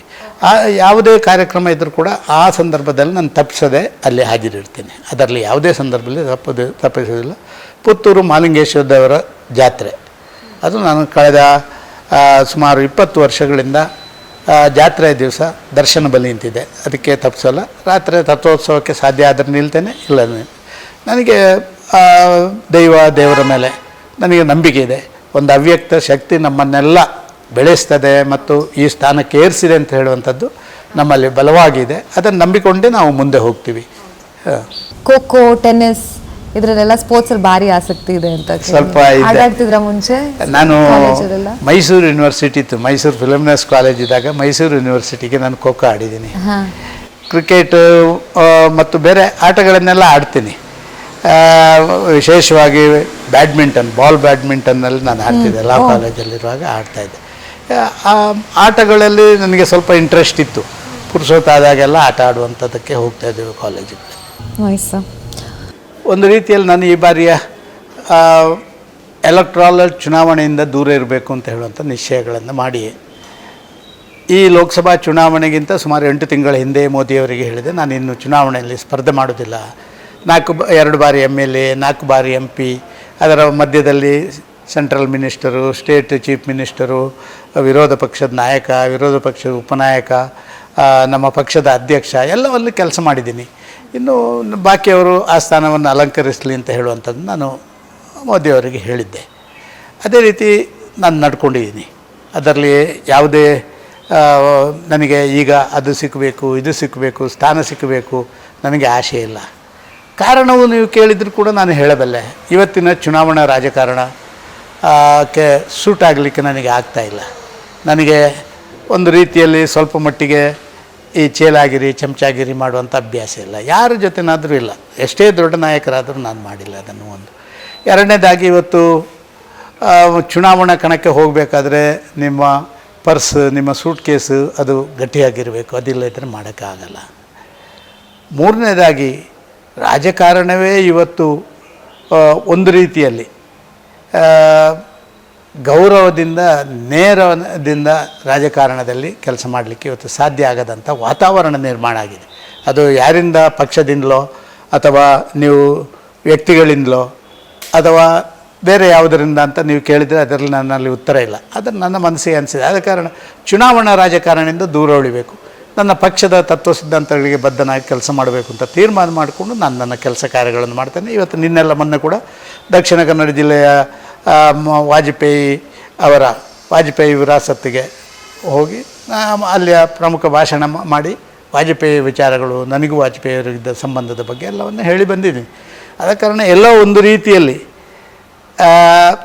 ಆಡಳಿತ ವ್ಯವಸ್ಥೆಗಳಲ್ಲಿ ವ್ಯತ್ಯಾಸಗಳಾಗ್ತಾಯಿದೆ. ಮೋದಿಯವರನ್ನು ಒಬ್ಬರನ್ನು ಬಿಟ್ಟರೆ ಬಾಕಿ ಎಲ್ಲಿ ನೋಡಿದರೂ ಕೂಡ ಭಾರಿ ಒಳ್ಳೆಯ ವಾತಾವರಣಗಳು ರಾಜಕಾರಣದಲ್ಲಿ ಇಲ್ಲ ಅಂತ ನನಗೆ ವೈಯಕ್ತಿಕವಾಗಿ ಅನಿಸಿದೆ. ಬೇರೆಯವರಿಗೆ ಚೆನ್ನಾಗಿದೆ ಅಂತ ಅನ್ನಿಸ್ಬೋದು, ಆದರೆ ನನಗೆ ಅನಿಸಿದೆ. ಆದ ಕಾರಣ ನಾನು ಸ್ವಲ್ಪ ಚುನಾವಣಾ ರಾಜಕಾರಣದಿಂದ ದೂರ ಇದ್ದೀನಿ. ಪಕ್ಷ ರಾಜಕಾರಣದಲ್ಲಿ ನಾನು ಇರುವಷ್ಟು ದಿನ ಮಾಡ್ತೀನಿ. ನನ್ನನ್ನು ಕಾಂಗ್ರೆಸ್ಗೆ ಭಾರಿ ಜನ ಆಹ್ವಾನ ಮಾಡಿದರು, ನಾನು ಬರೋದಿಲ್ಲ ಅಂತ ಹೇಳೋಂಥ ಮಾತನ್ನು. ನಂದು ಆ್ಯಕ್ಚುಲಿ ನೆಕ್ಸ್ಟ್ ಕ್ವೆಶನ್ ಅದೇ ಇತ್ತು ಸರ್. ಇವಾಗ ಒಂದು ಬ್ರೇಕ್ ತೊಗೊಂಡು ನೀವು ಮತ್ತೆ ಏನಾದರೂ ಬರ್ತೀರಾ? MP ಎಲೆಕ್ಷನ್ಸ್ ಏನಾದರೂ? ನಾನು ಯಾವುದೇ ಚುನಾವಣೆ ರಾಜಕಾರಣಕ್ಕೆ ಹೋಗೋದಿಲ್ಲ. ಪಕ್ಷ ಏನಾದರೂ ಬೇರೆ ಅಲ್ಲಿ ಹೋಗಿ ಕೆಲಸ ಮಾಡು ಅಂತ ಹೇಳಿದರೆ ಅದನ್ನು ಮಾಡ್ತೇನೆ, ಆದರೆ ಚುನಾವಣಾ ರಾಜಕಾರಣಕ್ಕೆ ನಾನು ಹೋಗೋದಿಲ್ಲ. ಸಿನಿಮಾ ನೋಡ್ತೀರಾ ಸರ್? ಇಲ್ಲ, ನನಗೆ ಭಾರಿ ಹುಚ್ಚೇನಿಲ್ಲ. ಯಾವತ್ತಾರು ಒಮ್ಮೊಮ್ಮೆ ನೋಡ್ತೀನಿ. ಆ ಟೈಮಲ್ಲೂ ನೋಡ್ತಾ ಇರಲಿಲ್ವ? ಆ ಟೈಮಲ್ಲಿ ಹೆಂಗಿತ್ತು ಸರ್? ಟಿಕೆಟ್ ಎಷ್ಟಿತ್ತು? ಆ ಟೈಮಲ್ಲಿ ನಾನು ಹೋಗ್ತಿದ್ದೆ. ನಾನು ಹಾಸ್ಟೆಲ್ನಲ್ಲಿ, ಸಂತ ಫಿಲಮಿನ ಕಾಲೇಜಿನ ಹಾಸ್ಟೆಲಲ್ಲಿದ್ದೆ. ಅಲ್ಲಿ 2 ವಾರಕ್ಕೊಮ್ಮೆ ಸಿನಿಮಾಗೆ ಹೋಗಲಿಕ್ಕೆ ನಮಗೆ ಅವಕಾಶಗಳಿತ್ತು. ಅರುಣಾ ಥಿಯೇಟರ್ ಅಂತ ಇತ್ತು ಪುತ್ತೂರಲ್ಲಿ. ಅರುಣಾ ಥಿಯೇಟ್ರಿಗೆ ಆಗ ನಾನೇ ಅಲ್ಲಿಯ ಜನರಲ್ ಸೆಕ್ರೆಟರಿ ಆಗಿದ್ದೆ. ಆದ ಕಾರಣ ಎಷ್ಟು ಜನ ಬರ್ತಾರೆ ಅಂತ ಲಿಸ್ಟ್ ಔಟ್ ಮಾಡಿ ಆ ಟಿಕೆಟನ್ನು ಮಾಡುವಂಥದ್ದನ್ನೆಲ್ಲ ನನಗೆ ಜವಾಬ್ದಾರಿ ಇತ್ತು. ಆಗ ಮಾಡ್ತಿದ್ದೆ. ಆಗ ₹2.30 ಇತ್ತು ಟಿಕೆಟ್. ಅದು ಯಾವಾಗ 70ರ ದಶಕದಲ್ಲಿ.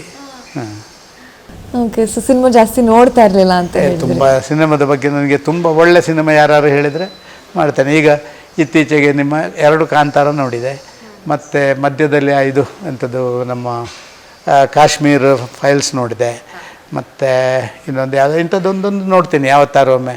ಅದೇ ನಿಮ್ಮ ಅಶ್ವಥ್ ನಾರಾಯಣ ಯಾರು ಅಲ್ಲಿ ಬುಕ್ ಮಾಡಿ ಎಲ್ಲ ನಮ್ಮನ್ನು ಫ್ಯಾಮಿಲಿ ಎಲ್ಲ ಬರ್ಲಿಕ್ಕೆ ಹೇಳ್ತಾರೆ, ಅಲ್ಲಿಗೆ ಹೋಗ್ತೀವಿ. Okay okay. ನಿಮ್ಮ ಫೇವ್ರೆಟ್ ಹೀರೋಯಿನ್ ಯಾರು ಸರ್ ನಿಮ್ಮ ಟೈಮಲ್ಲಿ? ಇಲ್ಲ ಇವಾಗ ಯಾರಾದರೂ? ಆಗ ನನ್ನ ಟೈಮಲ್ಲಿ ನನಗೆ ಕಲ್ಪನಾ ಅವರು ಭಾರಿ ಫೇವ್ರೆಟ್ ಹೀರೋಯಿನ್. ನನಗೂ ಕೂಡ ಅವರ ಇದು ಕಲ್ಪನಾ ಹೀರೋ. ನಿಮಗೆ ಅಧಿಕೃತವಾಗಿ ನಾನು ಹೇಳಿದರೆ ಇದಾಗ್ಬೋದು. ನನಗೆ ವಿಷ್ಣುವರ್ಧನ್ನ ಎಂಥ ದ್ವೇಷ 100 ವರ್ಷ ಅಂತ ಬಂದಿದೆಲ್ಲ, ಯಾವುದು ರಾಮಾಚಾರಿ ಮತ್ತೆ ಇವೊಂದು ಯಾರ್ದು ಅಂಬರೀಷ್ರೊಂದು ಇತ್ತಲ್ಲ ಅಂತ ಅದೆಲ್ಲ ನಾನು ನೋಡಿದ್ದೀನಿ. ಅವರೆಲ್ಲ ಒಳ್ಳೆ. ರಾಜ್ಕುಮಾರ್ ನೈಜವಾಗಿ ಎಲ್ಲರ ನಾಯಕ, ಅದರಲ್ಲಿ 2 ಮಾತುಗಳೇ ಇಲ್ಲ. Sir thank you so much ನಮಗೆ ಅವಕಾಶ ಕೊಟ್ಟಿದ್ದಕ್ಕೆ. ತುಂಬ ಖುಷಿ ಆಯಿತು ನಿಮ್ಮ ಜೊತೆ ಮಾತಾಡಿದ್ದು, ತುಂಬ ಕಲ್ತ್ಕೊಂಡೆ. ನೀವೊಂದು ಇನ್ಸ್ಪಿರೇಷನ್ ನಮಗೆಲ್ಲ. ಈ ಕಾರ್ಯಕ್ರಮದಲ್ಲಿ ಭಾಗವಹಿಸಿದ್ದಕ್ಕೆ, ನನ್ನ ಜೊತೆ ಕೂತ್ಕೊಂಡು ಇಷ್ಟೊತ್ತು ಟೈಮ್ ಸ್ಪೆಂಡ್ ಮಾಡೋದಕ್ಕೆ, ಮಾತಾಡಿದ್ದಕ್ಕೆ ಧನ್ಯವಾದಗಳು ಸರ್. ಇದು ಸ್ಮಾಲ್ ಬೊಕೆ ಗಿಫ್ಟ್ ನಿಮಗೋಸ್ಕರ.